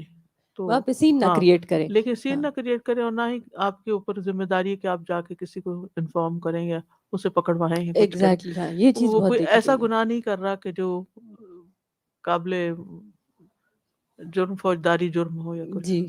اور ایون وہ وہاں پر ہے نا کہ جیسے سعودی گورنمنٹ کی طرف سے مسجد نبوی کے باہر یا شاید حرم کے قریب بھی وہ جو چھوٹے چھوٹے لے کے بیٹھ جاتے ہیں، رومال بچھا کے سسی سسی چیزیں بیچ رہے ہوتے ہیں. اب they are not allowed to, تو ہوتا کیا ہے کہ وہ جو نماز کا امیڈیٹ ٹائم پہلے اور بعد کا اتنے رش میں وہ لوگ آ کے فٹافٹ بچھاتے ہیں، اور اس کے بعد جتنی دیر میں پولیس آ رہی ہوتی ہے وہ لوگ اٹھ کے بھاگ رہے ہوتے ہیں. تو اس میں بھی میں نے بعض اوقات بعض لوگوں کو دیکھا کہ یعنی وہی ایک شاید لا علمی یا نادانی یا وہ ایک ہمارا ایک جو موب مینٹالٹی ہوتی ہے کہ بلا وجہ آپ کا کوئی کنسرن نہیں ہے، آپ ان کو دھمکا رہے ہیں، وہ اللہ کے گھر بیٹھ کے ایسے کر رہے ہو دس دیٹ، کیا ضرورت ہے ایسی چیزوں پہ اپنی زبان مطلب گندی کرنے کی. کوشش کریں کہ اپنی زبان کو کسی تبصرے سے بھی بند رکھیں، تبصرہ نہ کریں کسی پر بھی. وہ آصف جی کی بات پہ میں یاد آیا کہ استعفیٰ نہیں تھا، کوئی بھی نہیں تھا، تو ہم نے بلکہ کسی سے پوچھا کہ وہ سارے کہاں چلے گئے جو مانگنے والے تھے، اور وہ جو ہم ان سے کبھی مسواک لے لیا کرتے تھے، کوئی چیز لے لیا کرتے تھے، تو وہ کدھر لوگ ہیں؟ انہوں نے کہا کہ انہوں کو اریسٹ کر لیا گیا، اور ان میں سے اکثر لوگ جو ہیں وہاں جیل میں ہیں، ان کے پاس پیسے بھی نہیں ہیں نکالنے کے لیے. تو وہ اللہ کا شکر ہے کہ شیلا کے کوئی جاننے والے تھے، انہوں نے بتایا کہ کوئی ایک جیل میں بھی ہیں اس طرح. تو اللہ معاف کر دے، وہ لوگ بھی اب جو مانگ رہے ہیں وہ تو جینوئن ہی لگ رہا ہوتا ہے. اور ایک اور بڑا اچھا آئیڈیا آیا تھا کہ میں ابائے لے جاتی تھی، تو ہمارے جو وہاں پہ عورتیں ہیں اچھی خاصی ٹھیک ٹھاک ہوتی ہیں، لیکن وہ ابائے نہیں پہنے ہوتے، وائٹ کپڑے پہنے ہوتے ہیں، اور وائٹ سے ان کے بال بھی نظر آ رہے ہوتے ہیں اور سب. تو ان کو سمجھا کے تو اپنے یا تو پہنے ہوئے بھی دے سکتے ہیں اور پھر نئے بھی لے کے دے سکتے ہیں ان کو. تو یہ بھی بہت اچھا صدقہ جاری ہے. اب احرام کے کچھ احکامات آپ کو کچھ کہنا جی کہیے سر. سازن، جب میں نے حج کیا تھا تو 10 سال 15 سال پہلے کی بات ہے، تو مجھے اس وقت یہ نہیں پتا تھا کہ ڈوز اور ڈونٹس ہوتے کیا ہیں. بعد میں جا کے مجھے یہ سب پتہ چلا. اس وقت میری بیٹی 1.5 سال کی تھی. تو مجھے اب ایسی فیلنگ آتی ہے کہ مجھے نہیں لگتا کہ میں نے صحیح طور پہ حج کا حق ادا کیا ہے یا اس کی تعظیم کی ہے، کیونکہ بہت ساری چیزیں جو نہیں بھی کرنی تھی، جو مجھے پتہ چلتا ہے کہ اتنا نہیں بولنا چاہیے تھا، اور پوری کنسنٹریشن یہ کلمات پڑھنے چاہیے تھے، اور میں بیٹی میں لگی رہی زیادہ، اور بات بھی ہوتی عورتیں کرتی رہتی تھی اب نے کیا بولا کیا نہیں بولا. تو مجھے یہ فیلنگ آتی ہے کہ کیا مجھے پھر سے وہ حج کرنا چاہیے، یا میں نے اس کا حق ادا نہیں کیا حج کا، یا کر میں لیں تو اچھا ہے، اگر استطاعت ہو تو چلی جائیں. جی ویسے بھی ہے نا کہ حج اور عمرہ جو ہے وہ زندگی میں اگر موقع ملے تو ایک سے زیادہ دفعہ بھی کیا جائے. سفر حج کا پہلا رکن احرام ہے. حاجی گھر سے نکلنے کے بعد میقات پر پہنچ کر احرام کی نیت کرے گا. اگر گھر سے کسی نے لباس تبدیل کر لیا، یعنی چادریں پہن لی ہیں مرد نے، تو وہ محرم نہیں کہلائے گا. محرم اسی وقت ہوگا جب وہ میقات پہ پہنچ کر نیت کرے گا. احرام کا لغوی مطلب ہوتا ہے حرمت میں داخل ہونا، یعنی کسی محترم چیز میں داخل ہونا. احرم الرجل اس وقت کہا جاتا ہے جب کوئی شخص کسی معاہدے یا عہد کی حرمت میں داخل ہو جائے، پھر جو چیز اس کے لیے حلال ہوتی ہے وہ اس کے لیے حرام ہو جاتی ہے.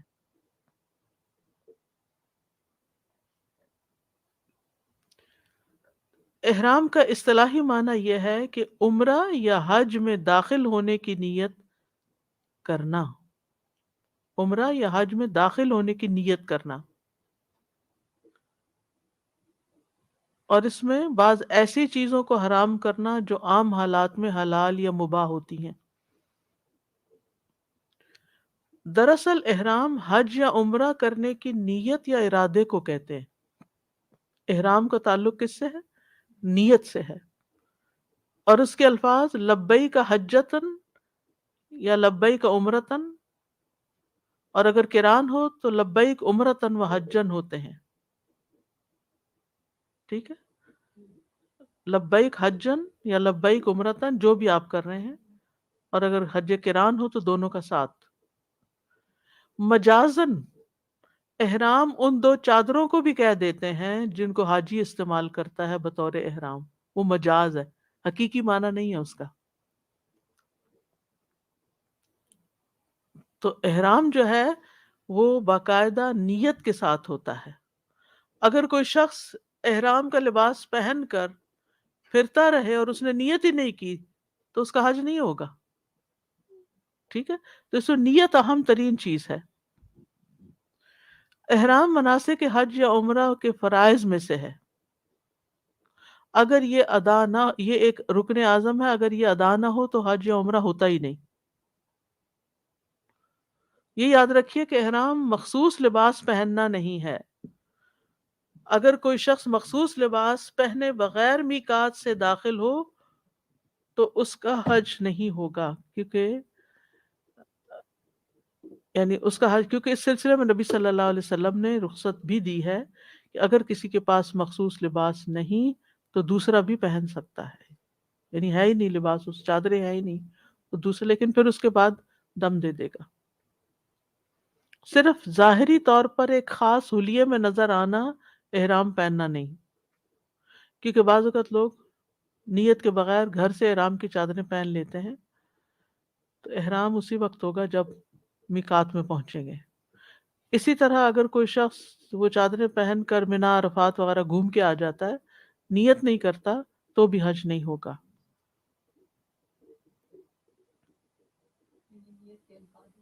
جی ہاں، نیت کے دل سے بھی اور الفاظ بھی۔ ہاں وہ تو ہے، لیکن الفاظ بھی میقات پہ ادا کرنے چاہیے۔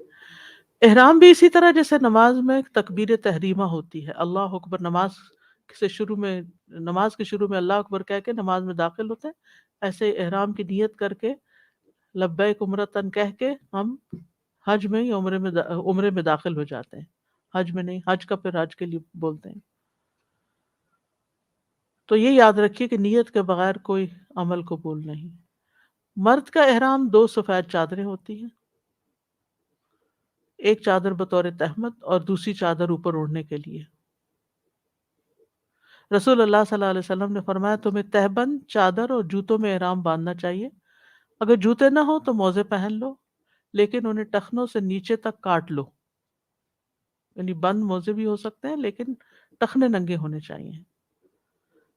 مرد کے لیے احرام میں سلا ہوا لباس، قمیص، کوٹ، شلوار، پگڑی، موزے یہ منع ہے، یعنی ٹخنوں سے اوپر موزے۔ سر ڈھانپنا بھی منع ہے۔ ایک آدمی نے نبی صلی اللہ علیہ وسلم سے پوچھا احرام باندھنے والے کو کیا پہننا چاہیے؟ آپ نے فرمایا نہ قمیص پہنے، نہ پگڑی باندھے، نہ پاجامہ، نہ کوئی ٹوپی والا کوٹ پہنے، نہ کوئی زعفران اور ورس سے رنگا ہوا کپڑا پہنے، یعنی رنگے ہوئے کپڑے نہ پہنے۔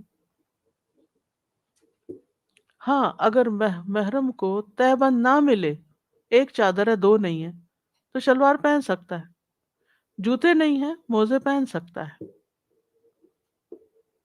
نبی صلی اللہ علیہ وسلم نے عرفات میں خطبہ دیا اور فرمایا اگر کسی کو احرام کے لیے تہبند نہ ملے تو پاجامہ پہن لے، کسی کو جوتے نہ ملے تو یعنی چپل نہ ملے تو پھر وہ موزے پہن لے۔ ہم؟ جی ہاں، جی جی۔ تو احرام کی اس مشروعیت میں یا احرام کی پابندی کی حکمتیں کیا ہیں؟ تاکہ یہ ظاہر ہو کہ جو شخص حج کے لیے جا رہا ہے وہ اس بات کا اظہار کر رہا ہے کہ وہ ہر طرح سے ان احکامات کی پابندی کرے گا جو اللہ تعالیٰ نے اس پر لگائے ہیں، اور عمل سے ثابت کرے گا۔ اور ویسے بھی سارے مسلمانوں کے درمیان ایک مساوات ہو جاتی ہے، ہر کوئی ایک لباس میں آ جاتا ہے، امیر غریب سب۔ اور تیسرے یہ کہ آخرت کے دن کی یاد دہانی ہوتی ہے، مرنے کے بعد بھی کفن کی چادریں اسی طرح ہوں گی۔ عورت کا احرام کوئی الگ لباس نہیں ہے،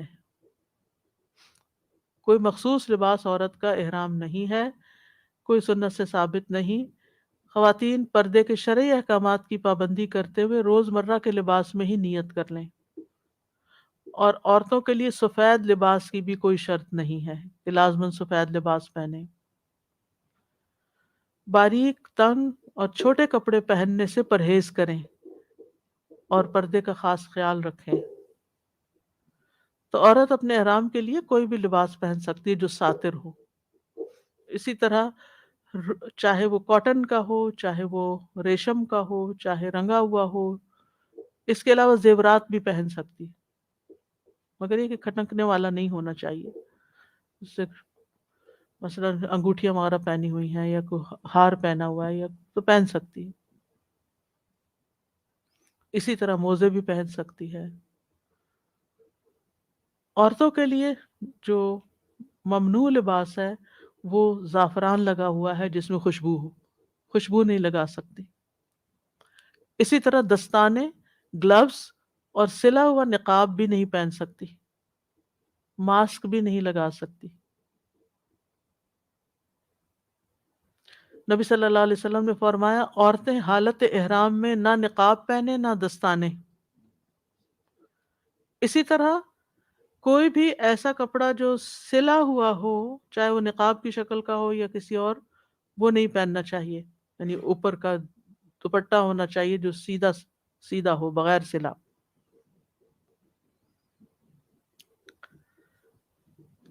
اب جہاں یعنی کہ نقاب پہننے سے تو منع کیا گیا ہے، لیکن اگر مرد حضرات ہیں اور وہ پردہ کرتی ہے تو اس صورت میں اپنے اوپر دوپٹے کا ہی پلو ڈال سکتی ہے۔ اسی طرح ماسک پہننے سے منع کیا گیا ہے، الا یہ کہ وہ مینڈیٹری ہو، اور اس میں یہ ہے کہ اگر کسی نے بھول کے پہن لیا ہے تو بعد میں پھر دم دے دے۔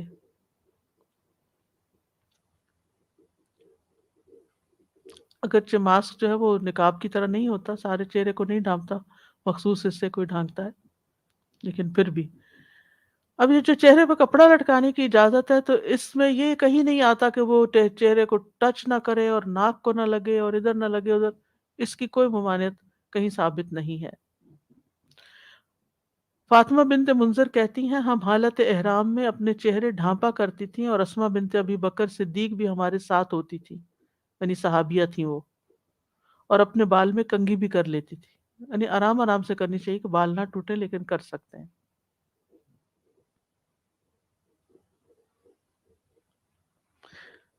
بن باز کہتے ہیں کہ احرام والی خواتین کے لیے اپنے دوپٹے کو چہرے کے آگے ڈالنا جائز ہے، اس کے لیے کسی ایسی چیز کو استعمال کرنا ضروری نہیں جو کپڑے کو چہرے سے الگ رکھے، اور یہ کپڑا چہرے کو لگ بھی جائے تو عورت پہ کچھ لازم ہے، کیونکہ کچھ خواتین اس طرح کا نقاب پہنتی ہیں کہ وہ یا اس طرح کا کپڑا پہنتی ہیں کہ آگے انہوں نے ایک فریم سا رکھا ہوا ہوتا ہے کہ جس سے وہ چہرے کو ٹچ نہ کرے، یہ خود ساختہ چیز ہے، اس کی کوئی دلیل نہیں ہے۔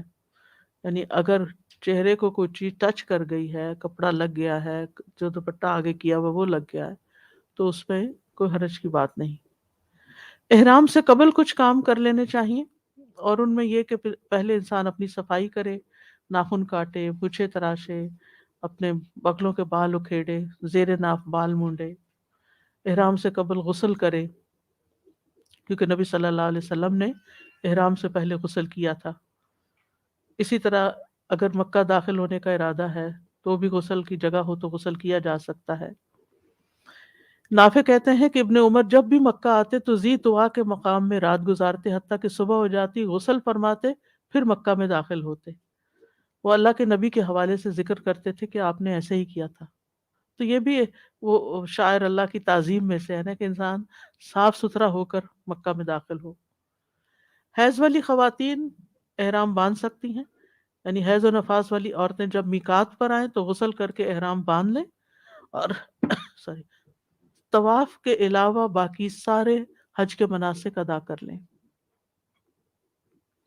عائشہ رضی اللہ بیان کرتی ہے کہ اسماء بنت امیس نے شجرہ کے مقام پر محمد بن ابی بکر کو جنم دیا، تو رسول اللہ صلی اللہ علیہ وسلم نے ابو بکر رضی اللہ عنہ کو حکم دیا کہ وہ انہیں غسل کر کے احرام باندھ لینے کا حکم دیں۔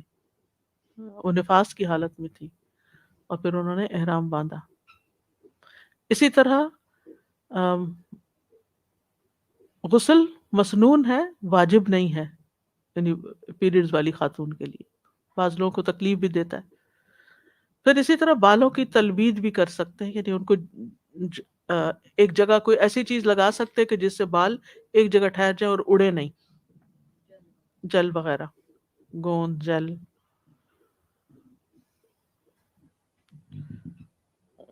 اور یہ مستحب ہے کیونکہ یہ بالوں کو ایک جگہ جمع کر دیتا ہے، اور پھر جوئیں وغیرہ بھی پیدا نہیں ہوتی، مٹی بھی داخل نہیں ہوتی، اور وہ جو چند دن احرام کے ہوتے ہیں جس میں نہانے کا بھی کوئی بعض اوقات موقع نہیں ہوتا، جیسے منا، عرفات وغیرہ کے، تو اس میں انسان سکون میں رہتا ہے۔ مردوں کے لیے احرام میں داخل ہونے سے پہلے خوشبو لگانا جائز ہے، لیکن اور بعد میں بھی اگر وہ لگی رہے تو کوئی حرج نہیں، لیکن ونس یو آر ان احرام پھر آپ خوشبو نہیں ٹچ کر سکتے۔ حضرت عائشہ فرماتی ہیں میں رسول اللہ صلی اللہ علیہ وسلم کو احرام باندھنے سے قبل جس قدر ممکن ہوتا اچھی طرح خوشبو لگاتی، پھر آپ احرام باندھتے۔ حضرت عائشہ فرماتی ہے کہ رسول اللہ صلی اللہ علیہ وسلم محرم ہے، گویا میں آپ کی مانگ میں خوشبو کی چمک دیکھ رہی ہوں۔ احرام کی چادر پہ خوشبو نہیں لگانی چاہیے، ٹھیک ہے، نہ پہلے اور نہ بعد میں، کیونکہ آپ نے ایسا لباس پہننے سے منع کیا جس میں زعفران یا ورس لگی ہوئی ہو۔ نبی صلی اللہ علیہ وسلم نے فرمایا خبردار، عورتوں کی خوشبو وہ ہے جس میں رنگ ہو اور مہک نہ ہو، جیسے لوشن وغیرہ ایسی چیز ہو جس میں ایسی خوشبو نہ ہو کہ جو پھیلے۔ حضرت عائشہ فرماتی ہیں کہ ہم نبی صلی اللہ علیہ وسلم کے ساتھ مکہ کو جاتی تو احرام کے وقت اپنی پیشانیوں پر خوشبودار مرکب کا یعنی لگا لیا کرتی تھی، جب پسینہ آتا تو ہمارے چہروں پر بہہ جاتا، آپ اسے دیکھتے تو منع نہیں فرماتے تھے۔ اسی طرح ایک چیز یہ بھی ہے کہ اگر ممکن ہو تو فرض نماز کے بعد احرام پہنا جائے، کیونکہ نبی صلی اللہ علیہ وسلم نے ظہر کی نماز پڑھی اور پھر اپنی اونٹنی منگوائی ذوالحلیفہ کے مقام پر، کوہان میں دائیں طرف زخم جس سے خون بہا یعنی کہ وہ نشان لگایا، اور پھر صرف 2 جوتیوں کا ہار پہنایا کیونکہ قلادہ ڈالا اس کے گلے میں، پھر آپ سواری پہ سوار ہوئے اور وہ مقام بیضاء پر سیدھی کھڑی ہوئی تو آپ نے حج کے لیے تلبیہ پکارا۔ احرام کی حالت میں ناخن اور بال نہیں کاٹنے چاہیے، احرام پہن کر خوشبو نہیں لگانی چاہیے یا خوشبو والا کپڑا استعمال نہیں کرنا چاہیے، مرد کو سر نہیں ڈھانکنا چاہیے، حتیٰ کہ اگر وہ فوت بھی ہو جائے احرام کی حالت میں تو کفن میں بھی سر نہیں ڈھانپنا اس کا۔ چھت یا چھتری کا سایہ منع نہیں ہے، خیمے کا سایہ، چھتری کا سایہ، اس میں کوئی حرج نہیں ہے۔ پھر اسی طرح مسواک استعمال کر سکتے ہیں، ٹوتھ پیسٹ اگر اس میں کچھ خوشبو ہے تو استعمال کر سکتے ہیں، لوشن وغیرہ جس میں خوشبو نہ ہو وہ لگا سکتے ہیں، ورنہ تیل لگا سکتے ہیں۔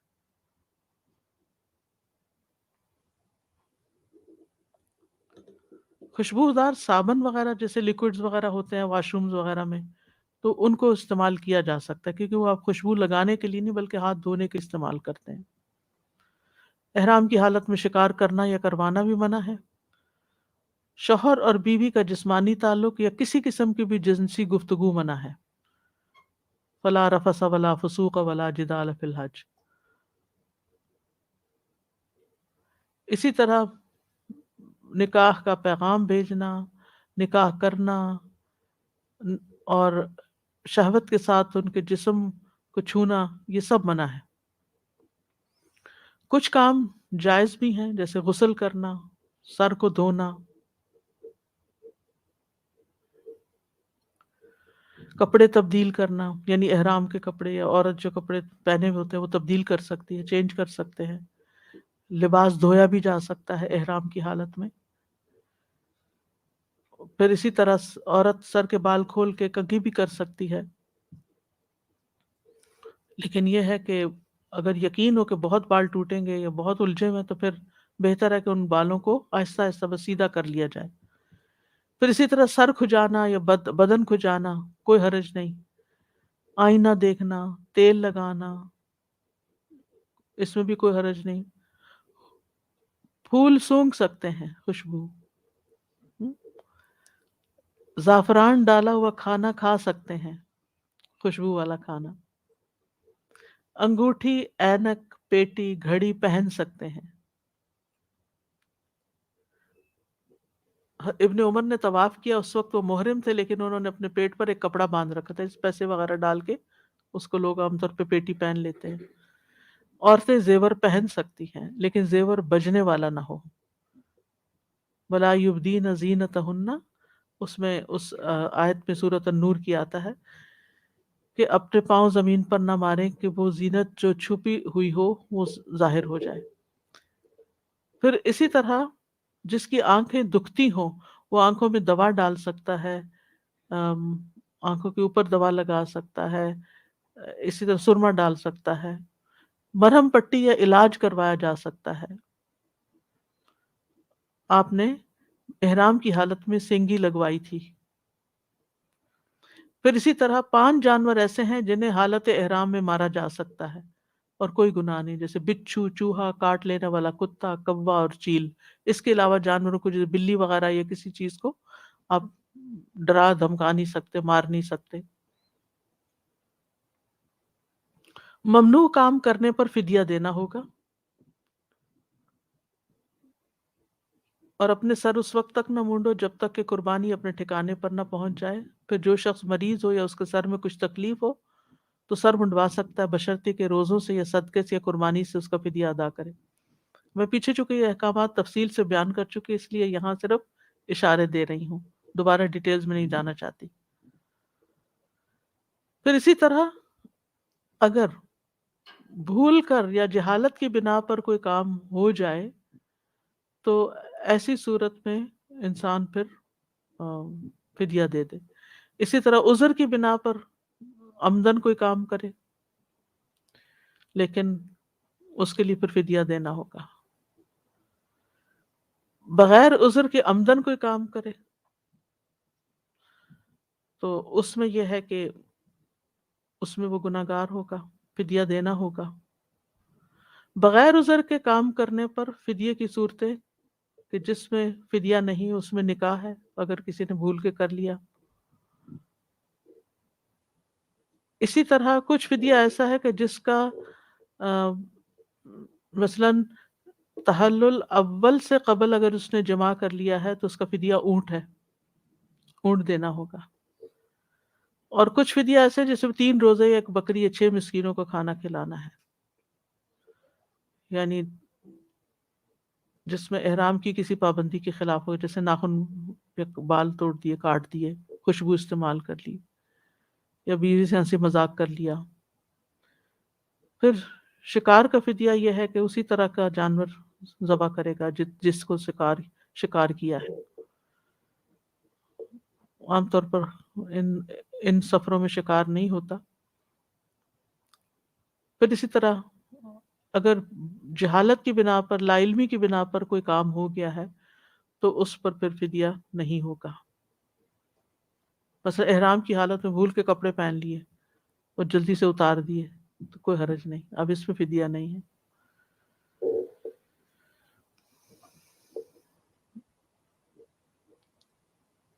احرام کی حالت میں انسان کے دل کی حالت بدل جاتی ہے، انسان کی کیفیت بدلنی چاہیے، انسان کو ایک خاص اللہ کا قرب محسوس کرنا چاہیے، اللہ تعالیٰ کی طرف متوجہ ہونا چاہیے۔ حضرت انس بن مالک جب احرام پہن لیتے تو دنیا کی کسی چیز کے بارے میں گفتگو نہیں کرتے تھے، دنیا کی کوئی بات نہیں کرتے تھے یہاں تک کہ احرام اتارتے۔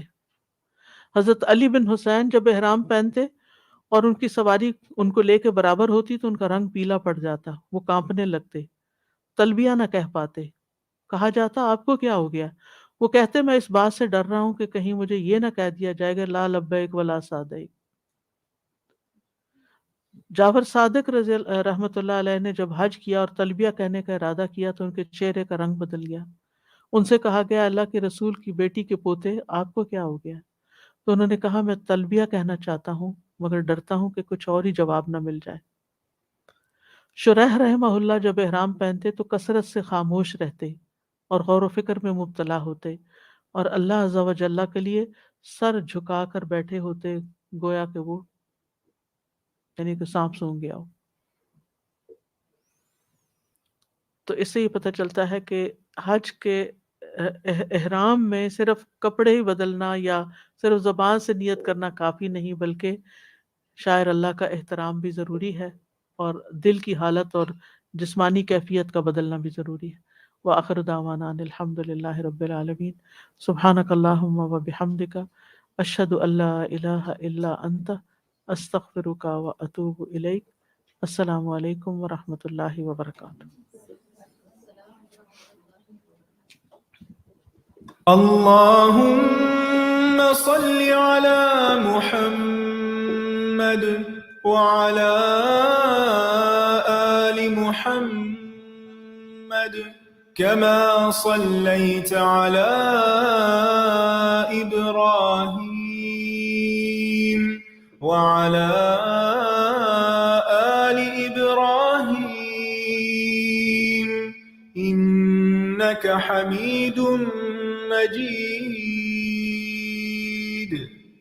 اللهم بارك على محمد